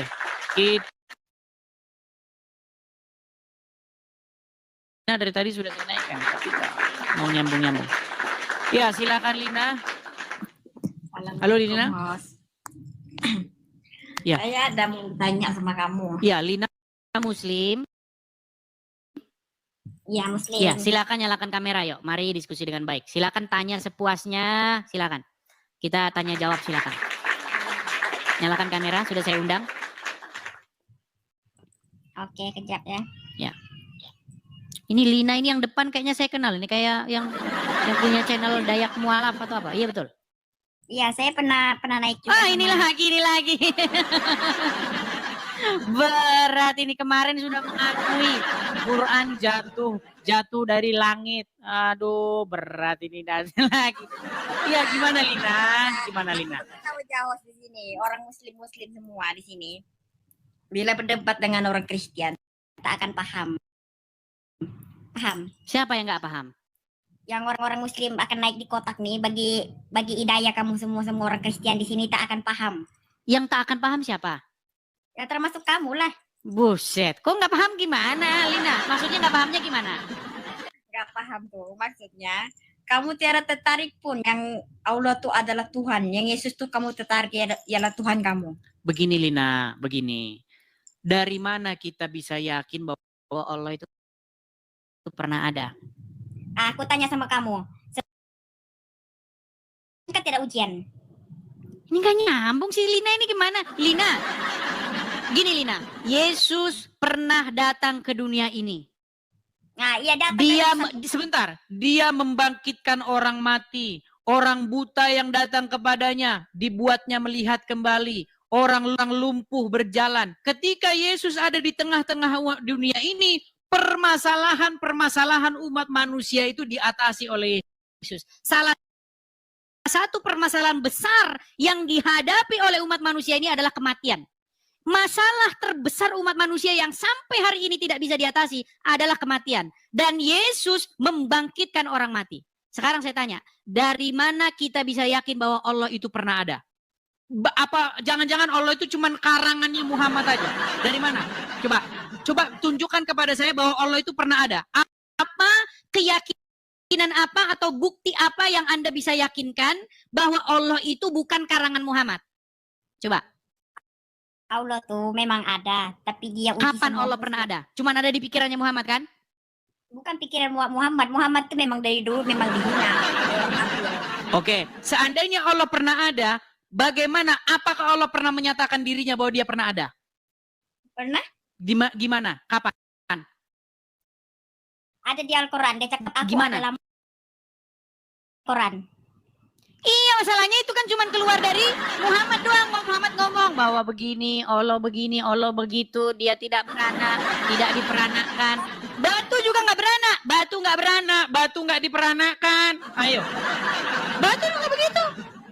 Ya, sebab kita manusia, Tuhan kaburkan mata kita tidak boleh nampak melihat dia, tapi dalam roh kita boleh merasakan Allah tuh ada. Tapi yang orang-orang tapi apakah dia pernah menyatakan keberadaannya, eksistensinya bahwa dia itu ada? Jangan-jangan dia hanya karangan Muhammad untuk memenuhi hasratnya Muhammad. Bukan dia. Oh, begini Azza. Sebenarnya kok Azza lagi? Karena mirip-mirip sama Azza ini. Begini, Lina. Begini, Lina. Apa?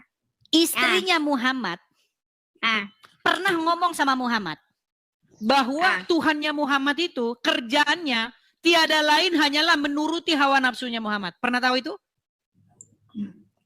Dia bukan menurut dia mau nafsu dia aja, tapi masalahnya. Itu kata Aisyah. Saya tampilkan hadisnya. Ya, Baik, kita tampilkan hadisnya ya. Apakah benar bahwa istrinya Muhammad sendiri ngomong begitu ya nih? Hadis Bukhari nomornya 4414. Ya, kita tampilkan di sini. Kamu bisa baca Arab? Bisa baca tulisan Arab? Ya, boleh. Oke, saya tampilkan ya, sabar. Ya. Mohon maaf ya teman-teman ya, saya balik dulu kamera saya sebentar. Ya. Lihat ya, nih. Ini Arabnya. Ya. Baca aja Melayu. Oke, baik. Ini adalah hadis Sahih Bukhari nomor 4414 di dalam kitab tafsir Al-Qur'an sehubungan dengan surat Al-Ahzab ayat 51. Ya. Telah menceritakan kepada kami Zakaria bin Yahya, telah menceritakan kepada kami Abu Usamah, Hisyam berkata, telah menceritakan kepada kami dari bapaknya, dari Aisyah radhiyallahu anha. Dia berkata, saya selalu cemburu kepada setiap wanita yang menyerahkan dirinya kepada Rasulullah SAW. Saya berkata, apakah seorang wanita menyerahkan dirinya? Maksudnya wanita itu menyerahkan badannya, tubuhnya kepada Muhammad. Ya, apakah seorang wanita menyerahkan dirinya? Maka ketika Allah Azza wa Jalla menurunkan ayat, kamu boleh menggauli, menggauli siapa yang kamu kehendaki di antara mereka. Dan boleh pula menggauli siapa yang kamu kehendaki dari siapa yang ingin kamu ingini untuk menggaulinya kembali. Sebentar nih, pelan-pelan nih. Kalian biar tahu nih Muhammad ini seperti apa nih ya. Dan siapa-siapa yang kamu ingini untuk menggaulinya kembali dari perempuan-perempuan yang telah kamu cerai, maka tidak ada dosa bagimu. Ini Muhammad nih. Muhammad boleh menggauli siapa-siapa yang dikehendakinya dari perempuan-perempuan yang telah dia cerai. Nih, ya. Nah, di dalam surat Al-Ahzab ayat 51, saya Aisyah berkata, nih, ini perkataan Aisyah ini. Ini hati-hati bikin kamu murtad keluar dari agama Islam perkataan Aisyah ini. Nih ya, apa kata Aisyah? Perhatikan. Saya, sebentar ya. Dan boleh menggauli siapa yang kamu kehendaki dan siapa yang ini. Saya Aisyah berkata, demi Allah, kata Aisyah, saya tidak melihat Robmu kecuali sangat cepat memenuhi keinginanmu. Nah, kata keinginan ini di dalam bahasa Arabnya itu adalah nafsu, hawa. Ya, silakan dicek di sini. Ya. Oke, saya paham. Jadi menurut Aisyah bahwa dia itu tidak pernah melihat, nih, demi Allah, saya tidak melihat Robmu itu kecuali sangat cepat menuruti hawa nafsumu. Ini kata Aisyah sendiri. Bagaimana mungkin Anda ngomong yang lain? Ini Aisyah udah ngomong begitu. Ayo, masih percaya sama Muhammad? Masih percaya? Ayo. Masih percaya. Berat, saudara-saudara. Kenapa masih percaya? Sebab dia mengatakan semua di situ. Dia tidak menuliskan, dia pernah sentuh wanita itu, dia kawini saja. Bukan, Aisyah kan berkata, dia berkata demi Allah, dia Aku tanya sama kamu. Aisyah cuma berkata saja, tapi dia berdosa sama Nabi Muhammad juga. Berarti dia lancang berkata begini. Oh, kok diam? Berarti dia lancang dia berkata begini kepada Rasul, lancang dia.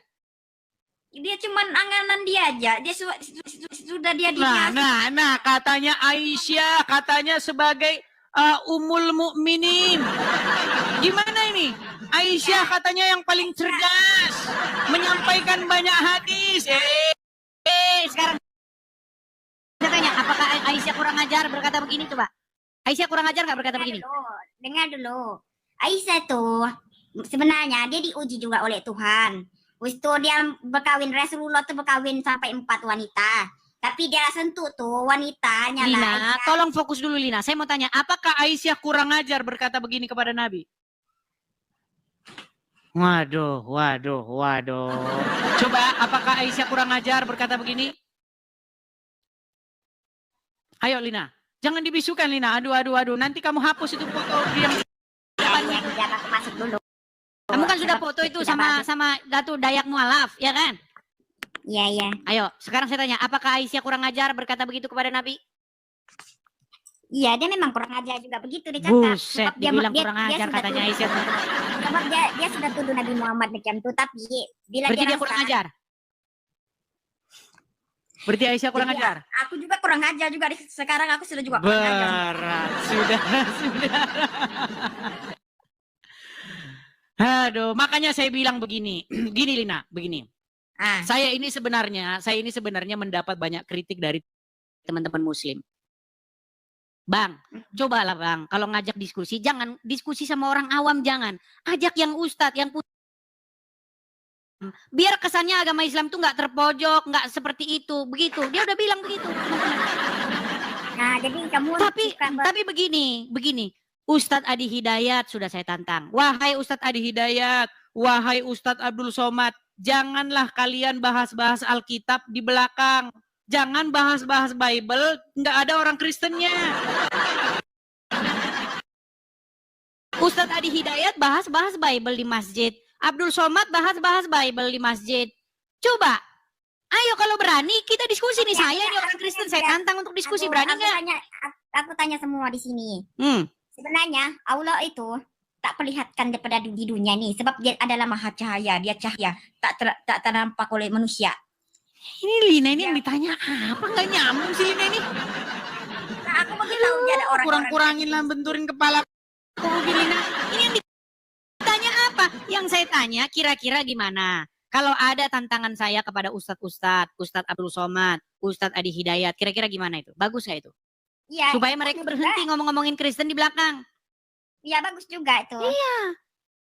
Tapi oke lah, aku mau cakap sama kamu. Saya belum habis cakap kesalahan kamu.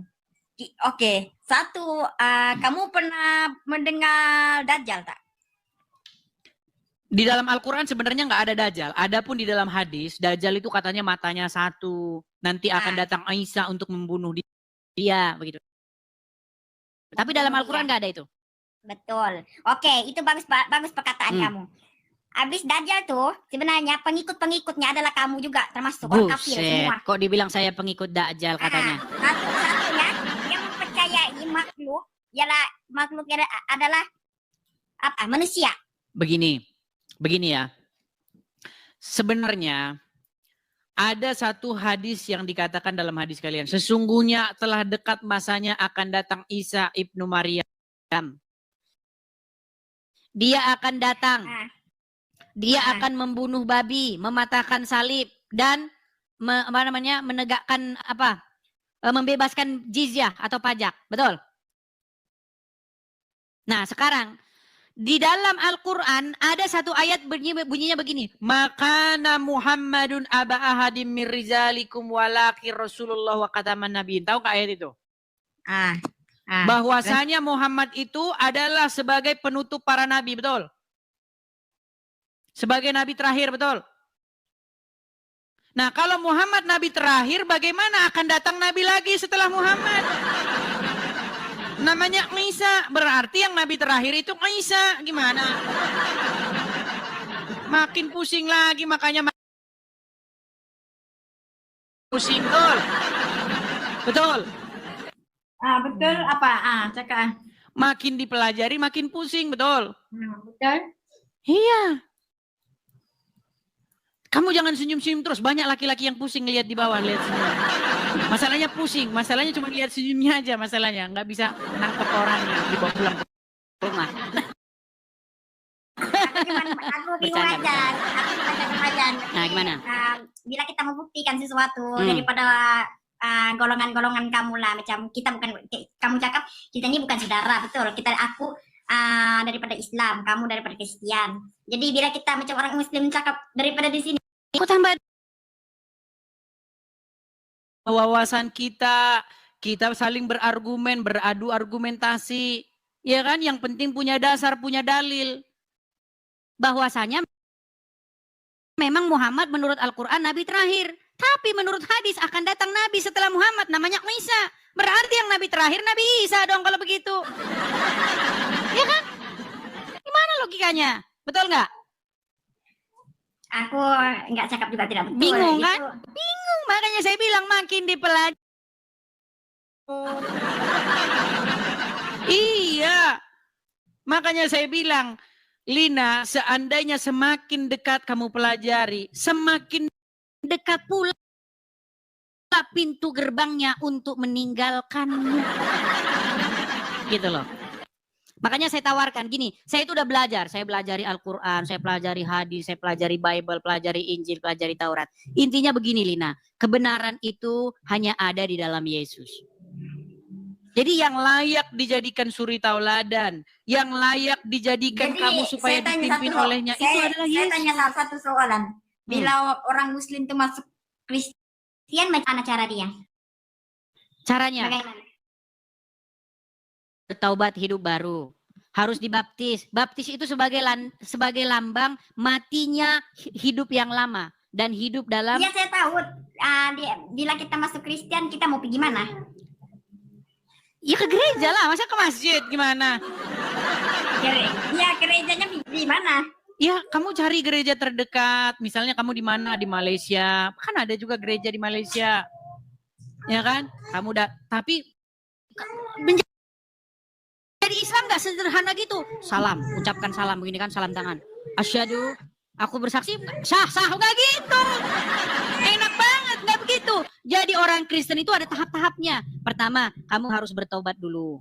Hidup baru. Bagaimana kamu yang tadinya kamu niat pengen jahatin orang, pengen ngebom gereja, kamu jadi bertaubat. Ya kan? Iya, menjadi pengikut Yesus, nanti kamu berubah hidup kamu. Kasihilah sesamamu manusia seperti dirimu sendiri. Janganlah berbuat jahat kepada orang yang berbuat jahat kepada kamu. Bagaimana kamu harus membalas yang jahat itu dengan yang baik. Kalau kamu hanya mengasihi orang yang mengasihi kamu saja, apa kelebihan kamu? Ya kan? Kalau kamu hanya berbuat baik kepada orang yang berbuat baik kepada kamu saja, apa jasa-jasamu? Bukankah mereka juga saling berbuat seperti itu? Ya kan?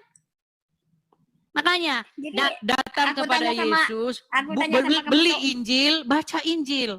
Al-Quran memerintahkan loh, supaya kamu disuruh beriman kepada kitab Injil, kitab Taurat. Tapi orang Islam malah beriman kepada kitab Sahih Bukhari, Sahih Muslim. Yang isinya mengatakan Muhammad kena sihir. Muhammad menyuruh orang yang sakit minum kencing onta. Itu isi kitab Bukhari. Yang kalian disuruh beriman kepadanya. Sekarang udah banyak tuh orang Islam yang setuju kepada saya. Saya nggak mau lagi bang percaya hadis Bukhari. Dia udah percaya sama saya. Nah sekarang tinggal satu. Beli Injil baca. Di dalam Injil tertulis bagaimana Yesus berkata, akulah jalan dan kebenaran dan hidup. Jadi barang siapa yang datang kepada Yesus tidak akan kecewa. Berbahagialah mereka yang tidak kecewa dan menolak aku, kata Yesus. Ayo datang kepada Yesus. Dia lebih layak kamu jadikan pemimpin. Lebih layak kamu jadikan panutan junjungan. Yang kepadanya kamu mengikut. Yang kepadanya kamu memuliakan. Jadi yang dimuliakan itu harus Yesus. Bukan, ya Rasulullah. Dia akan jadi kuburan. Kalian berseru-seru memanggil-manggil Muhammad. Muhammadku, Muhammadku, dengarlah seruanku. Emang dia bisa mendengar? Dia kan di kuburan. Tetapi Yesus hidup. Ya kan? Itu bedanya kita, Lina. Dia memang di kuburan, tapi Tuhan tuh maha mengetahui. Itulah dia bilang, yang masa depan atau di belakang aku yang maha mengetahui semuanya. Janganlah berkeras hati, Lina. Bagaimana kebenaran itu sudah datang ke dunia ini. Jadi firman Tuhan itu sudah nuzul ke dunia ini menjadi manusia. Jadi barang siapa yang taat kepada Yesus itu sama saja taat kepada Bapa di sorga. Patuh kepada firman Tuhan itu. Makanya ada lagunya. Firman-Mu pelita bagi kakiku, terang bagi jalanku. Itu loh. Jadi yang menuntun, yang menopang, yang memimpin itu harus sang firman itu, yaitu Yesus. Bukan orang di kuburan kita jadikan yang memimpin kita.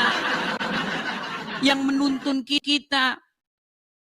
Tidak mungkin orang yang ada di kuburan tahu jalan ke surga. Tidak mungkin. Hanya orang yang naik ke surga yang tahu jalan ke surga. Masa orang di kuburan suruh mimpin orang masuk surga? Itu bagaimana ini? Begitu Lina. Makanya saya terus menerus nih. Ya mungkin sekarang kamu belum menerima. Tapi nanti suatu saat kamu nanti akan paham gitu. Suatu saat nanti ketika kamu lagi tidur begitu. Mikirkan ini kita hidup ini. Ngapain tujuan hidup ini sebenarnya? Apa sih yang kita cari dalam hidup ini coba? Kita ini dari mana sebenarnya datangnya? Terus kita kemana? Ya, orang kalau sudah memikirkan hal-hal yang dalam, hal-hal yang besar seperti itu, biasanya pikirannya lebih terbuka. Gitu. Bagaimana Lina? Apakah kamu sudah siap untuk menjadi pengikut Yesus? Nah, kan? Senyum lagi. Kamu jangan senyum-senyum. Banyak laki-laki di bawah itu yang stres ngeliat senyum kamu. Nah, kan? Gimana nih? Ayo, gimana? Lina? Nah, kan? Dah. Gimana? Ayo. Mana? Jadi berapa ramai sudah orang Islam pengikut? Banyak senyap, tapi mereka senyap, mereka di bawah, mereka tidak berani. Nanti nggak dapat warisan nanti kalau murka, ya kan? Iya, jadi senyap-senyap aja. Karena ngikut Yesus itu KTP nggak usah diganti, nggak apa-apa. Karena nanti masuk surga nggak ditanya KTP-nya. KTP-mu apa? ID card-mu apa? Agama di situ nggak ada. Jadi datang kepada Tuhan itu nggak berbicara mengenai identitas, nggak berbicara mengenai pakaian, tidak berbicara mengenai penampilan fisik, nggak. Aku satu aja, aku bagi tahu sama kamu. Satu mana? aja. Sebenarnya saya dari kecil, aku jujur sama kamu. Saya dari kecil saya suka tengok Yesus. Dari kecil saya kita bilang cinta Yesus lah begitu. Cinta Yesus tapi pergi ke Arab cium batu gimana? Aku belum habis cakap. Sebab kalau aku cakap di sini tentang Nabi Isa, kamu tidak akan mengenal. Orang kafir semua kan tidak mengenal di sini. Isa itu siapa? Tapi aku mengatakan Yesus saja lah. Aku mencintai Yesus. Tapi saya tidak rasa dia itu adalah Tuhan. Begini ya, kata Tuhan itu sebenarnya kalau sudah ditunjukkan kepada sesuatu atau sebagai gelaran, begini. Ketika orang Islam saya tanya, ini debat saya dengan seorang Muslim, ya, biar kita sama-sama paham nih, Sebenarnya yang Anda maksudkan itu benar. Kalau kata Tuhan di situ merujuk kepada Bapa di sorga yang mengutus Yesus. Yesus itu bukan Bapa di sorga. Nih, saya kasih contoh ya, begini. Nih. Selanjutnya, dia menantang saya untuk mengatakan kepada seluruh wahai umat muslim, percayalah bahwa Nabi Muhammad itu adalah roh kita. Jadi aku tanya sama kamu, roh apa maksudnya? Sebentar, begini. Jadi rob atau kata Tuhan itu artinya adalah sebuah gelar atau title yang siapapun apapun bisa menjabat sebagai gelar itu. Saya kasih contoh. Iblis itu bisa menjadi Tuhan ketika kamu takluk, patuh, tunduk, mengikuti apapun kata dia. Maka iblis itu menjadi Tuhanmu di situ. Nah begini, kata Rob, ketika umat muslim saya tanya, apakah Muhammad itu Rob? Kalau kata Rob ini saya tujukan kepada Allah, jawabannya bukan. Muhammad bukan Rob. Kalau kata Rob itu maksudnya di situ adalah Allah. Tapi kalau kata Rob itu sebuah title, sebuah jabatan, itu bisa merujuk kepada Muhammad. Nah, sama seperti Yesus. Yesus itu Tuhan, maksudnya Yesus itu menyandang gelar itu. Karena ketika Anda menjadikan Yesus sebagai orang yang kepadanya Anda patuh, takluk, tunduk, mengikuti apapun kata dia, maka Yesus itu menjadi Tuhan. Nah, tapi Yesus Tuhan itu bukan berarti dia itu Bapa di sorga yang kepadanya Yesus berdoa. Yesus sendiri berdoa kepada Bapa. Ya kan? Kok kenapa? Jadi kata Yesus bukan Tuhan dalam pengertian kata Tuhan itu ditujukan kepada Bapa di sorga. Itu jawabannya betul. Betul. Betul. Makanya ada satu ayatnya, ini juga biar orang-orang Kristen nggak bingung ya. Nih, ada satu ayat, misalnya di dalam Lukas, saya bacakan ya. Nih, Lukas pasal yang kedua, saya bukakan. Lukas pasal yang kedua, ayat yang ke-22, saya bacakan. Biar kalian tahu. Ini karena banyak, ada video saya juga yang dipotong tentang ini. Ada video saya tentang itu yang dipotong. Nih. Dan ketika genap waktu pentahiran, menurut hukum Taurat Musa, saya baca dari ayat 21 ya. Dan ketika genap 8 hari, dan ia harus disunatkan. Ia diberi nama Yesus, yaitu nama yang disebut oleh malaikat sebelum ia dikandung ibunya. Dan ketika genap waktu pentahiran menurut hukum Taurat, mereka membawa dia, maksudnya Yesus, ke Yerusalem untuk menyerahkan Yesus kepada Tuhan. Coba, Yesus diserahkan kepada Tuhan. Apakah Yesus diserahkan kepada dirinya sendiri?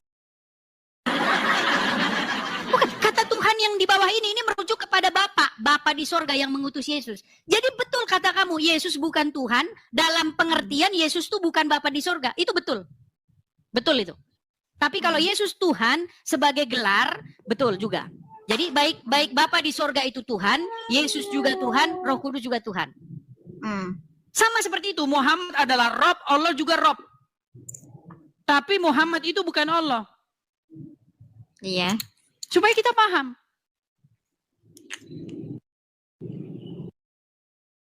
Oke. Gitu loh. Sudah bisa, Kak. Ya, seperti itu. Sederhana, simple kok. Jadi makanya saya mengundang seluruh manusia itu supaya datang kepada Yesus, menjadikan dia sebagai Tuhannya. Menjadikan Yesus sebagai Tuhannya. Maksudnya apa? Supaya Yesus itu menjadi raja, penguasa. Yesus itu memerintah di dalam hidup dia itu. Jadi hidup dia itu dikendalikan oleh Yesus, bukan dikendalikan oleh iblis. Jadi jangan menjadikan iblis sebagai Tuhannya, tapi harus menjadikan Yesus sebagai Tuhannya. Karena itu keinginan Bapa di sorga yang mengutus Yesus. Bapa di sorga ingin supaya manusia itu menjadikan Yesus sebagai Tuhannya. Itu. Oke. Sudah. Ya, seperti itu. Di dalam Al-Quran juga pesannya sama itu. Jangan kamu menjadikan hawa nafsumu sebagai Tuhan. Kamu menjadikan hawa nafsunya sebagai Tuhannya. Nggak boleh. Di dalam Bible juga seperti itu. Jangan ada padamu ilah lain, Allah lain di hadapanku. Nggak boleh. Yang menjadi otoritas di dalam hidupmu, satu-satunya adalah Bapa di sorga. Nah, ketika Bapa di sorga sudah menjadi ilah, Allah, otoritas dalam hidupmu, maka secara otomatis kamu harus menjadikan firman-Nya menjadi otoritas juga dalam hidupmu. Menjadi Tuhan juga dalam hidupmu. Dan Roh Kudusnya yang tinggal di hati kamu supaya menjadi otoritas juga dalam hidupmu. Jadi baik Yesus dan Roh Kudus itu bukan ilah, bukan Allah, bukan otoritas lain. Bukan Tuhan lain. Tetapi otoritas yang datang daripada Bapa di sorga. Jadi jangan dibilang, berarti kalau Yesus dijadikan Tuhan berarti musyrik dong. Berarti Tuhannya ada dua dong. Nah, Karena Yesus datang daripada Bapa di sorga. Sama seperti kalian. Ketika kalian menjadikan Muhammad sebagai Rob kalian, Allah sebagai Rob kalian, bukan begitu maksudnya. Karena Muhammad itu Rob yang datang daripada Allah. Ini kalau kalian betul-betul mempelajari Al-Quran, mempelajari Bible, intinya begitu kok. Nah, masalahnya jangan kalian jadikan Allah dan Muhammad jadi Rob kalian. Nggak boleh di dalam Bible. Karena menurut Bible Muhammad dan Tuhannya itu, Allah itu adalah Tuhan yang lain, ilah yang lain. Gitu. Itu adalah Tuhannya orang Arab. Tuhannya orang-orang Quraisy. Yang mereka itu biasa melakukan pemujaan, ritual pemujaan di sini. Ini. Allah dan Muhammad itu, Allah itu Tuhannya negeri Mekah ini. Di dalam Al-Quran ada kok. Allah itu adalah Tuhan negeri Mekah. Nih, mereka biasa bertawaf di sini. Mereka tawaf sambil telanjang, mereka menyembah ilahnya, Allahnya di sini. Tapi ya, memang oleh agama Islam. Seperti itu. Iya, yang diperlukan tuh, yang dorong hidup tuh adalah dong cium tuh, adalah batu daripada surga. Iya, makanya saya bilang tadi, makanya ketika kamu menjadikan Allah dan Muhammad sebagai Robmu, itu kamu sudah melanggar apa yang tertulis di dalam Taurat dan Injil. Karena di dalam Taurat itu jangan kamu jadikan ilah lain di hadapanku. Jangan ada ilah lain, otoritas lain. Jadi ketika kamu betul, menjadikan Allah sebagai perkataan otoritasmu, kamu itu sudah perkataan menjadikan kamu memang betul. Itu yang perkataan kamu memang betul. Tapi ada yang tersilap daripada pikiranmu. Pikiranmu, memangnya kamu nampak yang agama kita ini cuma ada Muslim atau Kristen aja? Yang Tuhan Banyak. cakapkan. Banyak. Betul. Banyak. Jadi bukan yang termasuk daripada kamu, golongan kamu ataupun Muslim. Yang lurus tuh Muslim, kita Kristen dengan Muslim hampir sama dia punya cerita. Tapi yang Cina dengan apa tuh yang India itu yang dikatakan. Nah, di dalam Bible begini, Lina. Segala bangsa-bangsa itu tidak mengenal hukum Taurat. Ya, di dalam Mazmur tertulis, di dalam kitab yang kalian bilang Zabur, kalian kan nggak punya Zabur.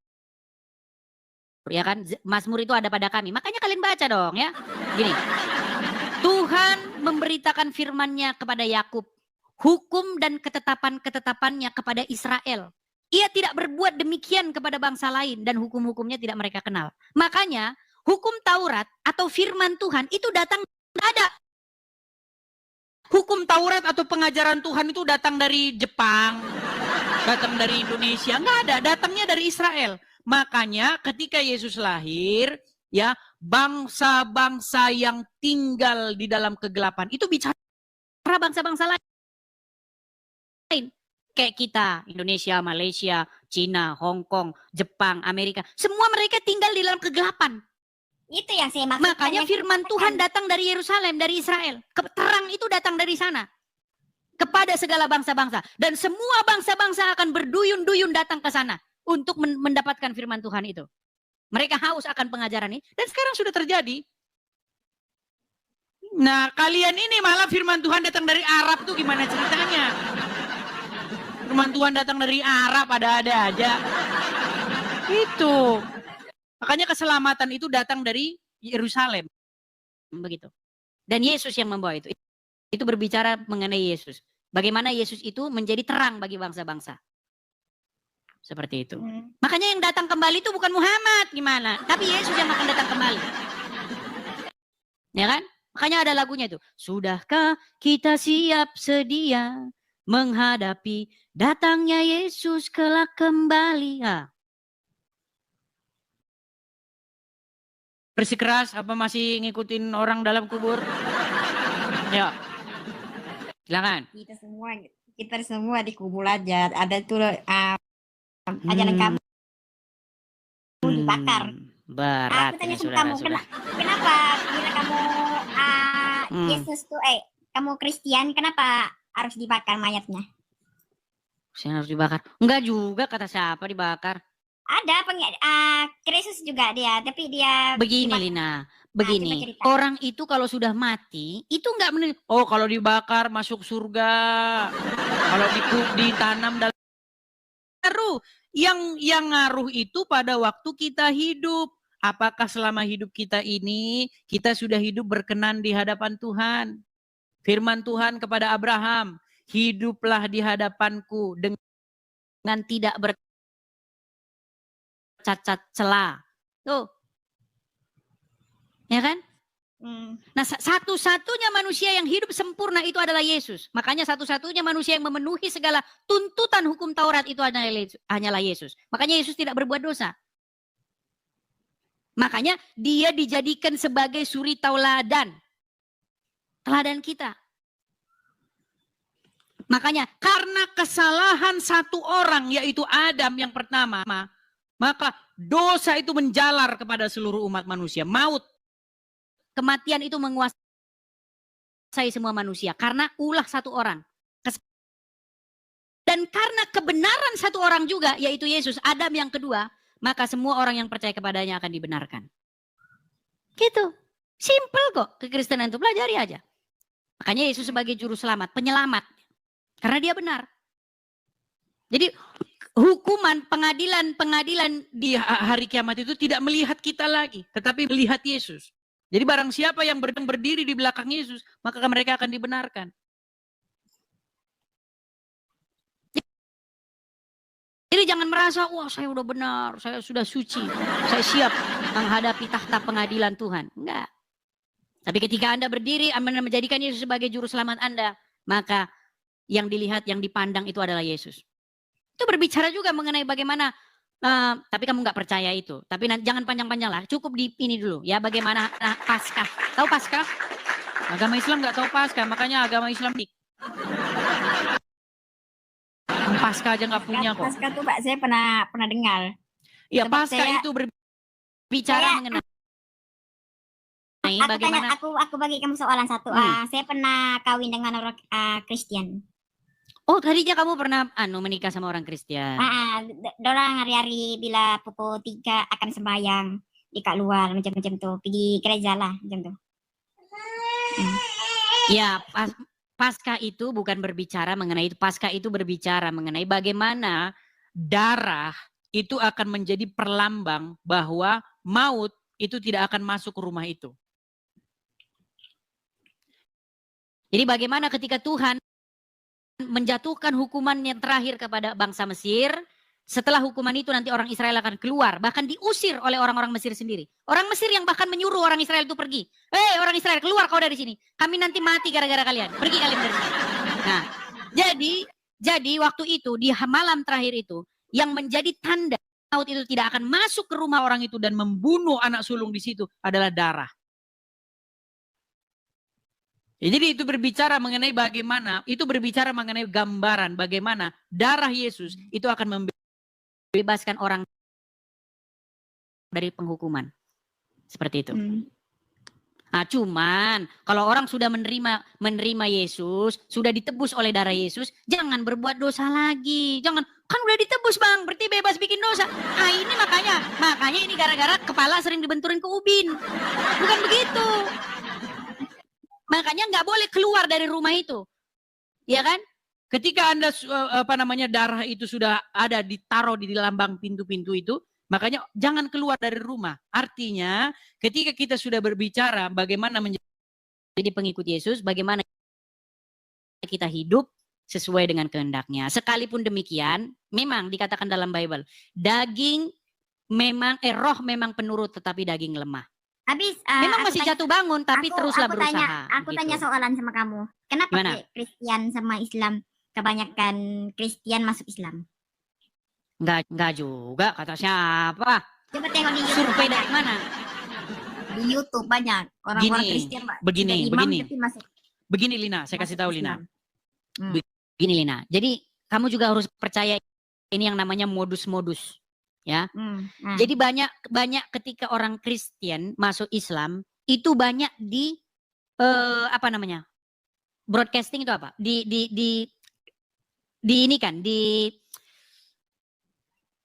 Di apa bahasanya teman-teman? Diuangkan begitu tahu? Dijadikan sebuah komoditi. Iya, dijadikan sebuah komoditi. Oh, kamu jangan salah. Ada itu bukan diuangkan. Ada. Begini. Kalau orang Islam masuk Kristen, mereka tidak berani.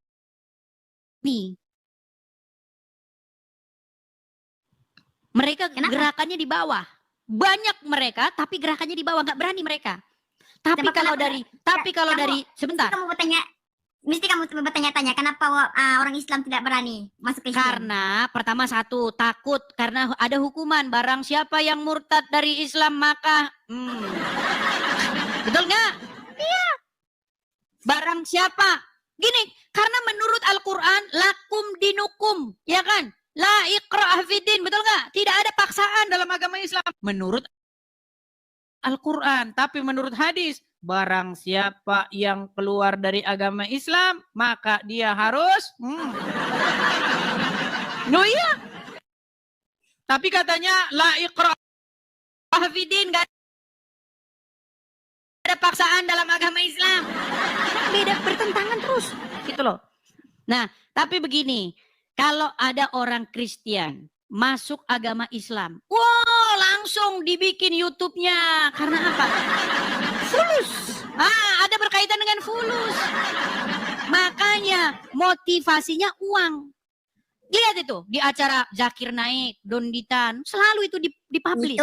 Itu Dikomersil namanya. lah, maksud saya dikomersilkan, dikomersialkan. Itu dinamakan yang kamu cakap dibayar kan? Betul tak? Iyalah apalagi. itu Saya tahu dinamakan. kok modus. Saya tahu modus-modus mereka itu, gerakan-gerakan mereka itu. Saya tahu. Aku tanya sama kamu di sini. Nah, aku tanya sama kamu. Fitnah. Kok fitnah? Gimana buktinya? Buktinya apa? Mari teman-teman kita dukung dana untuk mualaf. Nah, ini sudah mulai kan? Mulai. Ya memang oke lah, itu nggak apa-apa lah. Ada dasar boleh lah gitu ya. Mungkin mualaf-mualaf ini tidak oke. Kenapa selalu begitu? Kenapa yang jadi mualaf pasti nggak punya duit? Kenapa? Coba sekali-kali yang mualaf justru dia ngasih duit, ada nggak? Yang mualaf terus-terusan nggak ada duitnya terus, ada saja. Bukan itu mencurigakan? Aku tanya sama kamu supaya saya boleh pasti, supaya saya tidak ragu-ragu mau masuk Kristen kan? Gimana? Oke, satu lagi. Jadi Saitan tuh yang masuk Islam tuh, jadi dia tuh dibayar juga kan? Loh, itu kan Muhammad bilang. Loh, ini benar, ini serius nih, ini benar. Ketika Aisyah berkata, wahai Rasulullah, apakah setiap manusia ini didampingi oleh setan? Kan betul? Dan Muhammad bilang benar. Dan Aisyah bilang, apakah termasuk juga dirimu, wahai Rasulullah? Didampingi oleh korin itu, jin setan itu. Iya, tapi setannya sudah masuk Islam, kata Muhammad. Nah makanya saya tidak mau masuk Islam. Nanti masuk sama ikutan sama itu tadi, jin itu tadi. Gimana? Aduh. Maka di dalam Al-Quran, ketika ayat-ayat Al-Quran itu dibacakan, maka jin-jin itu berkumpul, betul nggak? Mendengarkannya. Iya, nanti saya jadi sama dengan jin nanti. Begitu, Lina. Oh, saya sudah paham. Oke. Tapi ngomong-ngomong, banyak pertanyaan dari para netizen di bawah, terutama kaum pria. Apakah Lina masih single? Single mom. Wah, single mom tuh. Silakan. Oke lah Lina ya, karena ini juga saya sudah. Pak, saya sebenarnya tidak mau saya mau Idris aja. Pasangan hidup saya supaya saya saya tidak bisa. Supaya kamu masuk Islam aja. Nah, apalagi. Tapi bila kamu mencintai saya, kamu akan masuk Islam juga. Tidak bisa. Oke lah Lina ya, karena kita sudah nanti mungkin juga sudah waktunya untuk buka puasa. Makanya saya temani kan. Sambil menunggu buka puasa. Iya, sambil menunggu buka puasa, enaknya nonton Edis TV, dapat banyak pengetahuan. Kalau nonton kajian siang di TV, kalian malah lihat itu. Tapi itu jelas, saya terima kasih. Sama-sama. Saya berterima kasih sebab kamu ajarkan saya yang Saitan tuh sebenarnya dibagi uang juga. Hah? Gimana? Oke lah Lina ya, ini kita sudah masuk mau acara mungkin buka puasa teman-teman. Jadi ini juga sudah waktunya saya istirahat. Begitu Lina ya. Besok sambung lagi. Oke host, kamu istirahat lah. Oke. Bye, selamat datang. Terima kasih, selamat datang. Ya teman-teman sekalian ya, ini nampaknya kita sudah masuk ke penghujung acara. Teman-teman sekali lagi teman-teman ya. Kita teman-teman ada program untuk pendirian rumah apologet. Sekali lagi teman-teman ya, bagi teman-teman jangan biarkan saya sendirian ya berjibaku untuk mendirikan rumah apologet ini teman-teman. Saya sudah meninggalkan segala yang saya punya. Saya tinggalkan rumah saya tinggalkan pekerjaan saya, semua saya tinggalkan supaya saya bisa fokus untuk berapologet ini teman-teman. Jadi kepada teman-teman yang ingin berpartisipasi mendirikan rumah apologet, teman-teman bisa support saya di sini ya teman-teman ya. Pendirian atau kolektor rumah apologet ada di sini. Jadi teman-teman tangkap layarnya bagi teman-teman yang ingin mensupport pendirian rumah apologet ini teman-teman. Karena teman-teman seandainya kita bisa berapologet di negeri Konoha teman-teman, waduh enak banget teman-teman ya.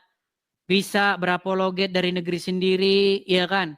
Rumah nggak perlu bayar, nggak perlu ngontrak, nggak perlu ini, ada sendiri ya kan.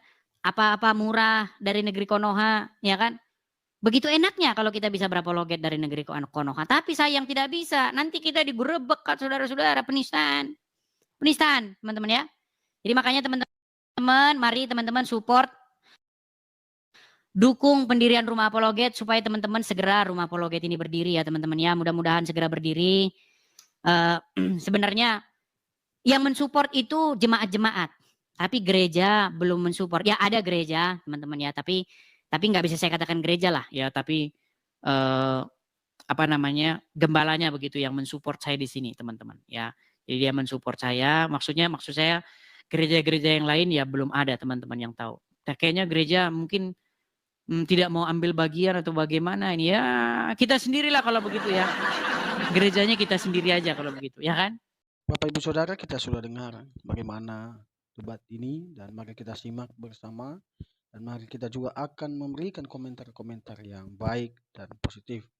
Maka dari itu Bapak Ibu, mari kita juga merenungkan firman Tuhan di dalam Amsal pasal yang kedua, ayat 1 sampai yang ke-22. Begini bunyi firman Tuhan. Faedah daripada menuntun hikmat. Hai anakku, jikalau engkau menerima perkataanku dan menyimpan perintahku di dalam hatimu, sehingga telingamu memperhatikan hikmat, dan engkau mencenderungkan hatimu kepada kepandaian. Ya, jikalau engkau berseru kepada pengertian, dan menunjukkan suaramu kepada kepandaian, jikalau engkau mencarinya seperti mencari perak, dan mengejarnya seperti mengejar harta terpendam, maka engkau akan memperoleh pengertian tentang takut akan Tuhan dan mendapat pengalaman akan Allah. Karena Tuhanlah yang memberikan hikmat, dari mulutnya datang pengetahuan dan kepandaian, menyediakan pertolongan bagi orang yang jujur, menjadi perisai bagi orang yang tidak bercela lakunya, sambil menjaga jalan keadilan dan memelihara jalan orang-orangnya yang setia. Maka engkau akan mengerti tentang kebenaran, keadilan, dan kejujuran, bahkan setia jalan yang baik. Karena hikmat akan masuk ke dalam hatimu dan pengetahuan akan menyenangkan jiwamu.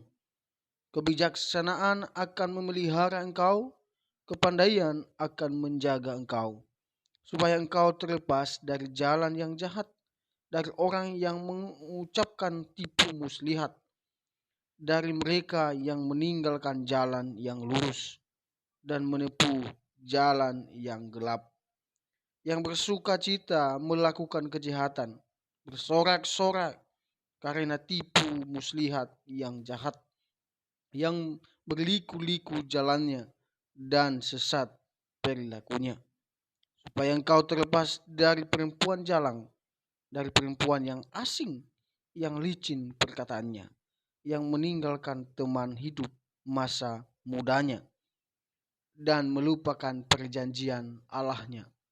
Sesungguhnya rumahnya hilang, tenggelam ke dalam maut, jalannya menuju ke arwah-arwah. Segala orang yang datang kepadanya tidak balik kembali dan tidak mencapai jalan kehidupan. Sebab itu, tempuhlah jalan orang baik dan peliharalah jalan-jalan orang benar. Karena orang jujurlah akan mendiami tanah, dan orang yang tak bercelalah yang akan tetap tinggal di situ. Tetapi orang fasik akan dipunahkan dari tanah itu, dan pengkhianat akan dibuang dari situ. Demikian jauh kebenaran firman Tuhan Bapak Ibu, dan biarlah hikmat dari Tuhan menyertai, menuntun kehidupan kita. Marilah kita menjadi berkat untuk orang-orang yang ada di sekeliling kita. Dan mari kita saling mendoakan, saling mendukung satu dengan yang lain. Sampai jumpa di video-video berikutnya, dan Tuhan Yesus memberkati kita sekalian.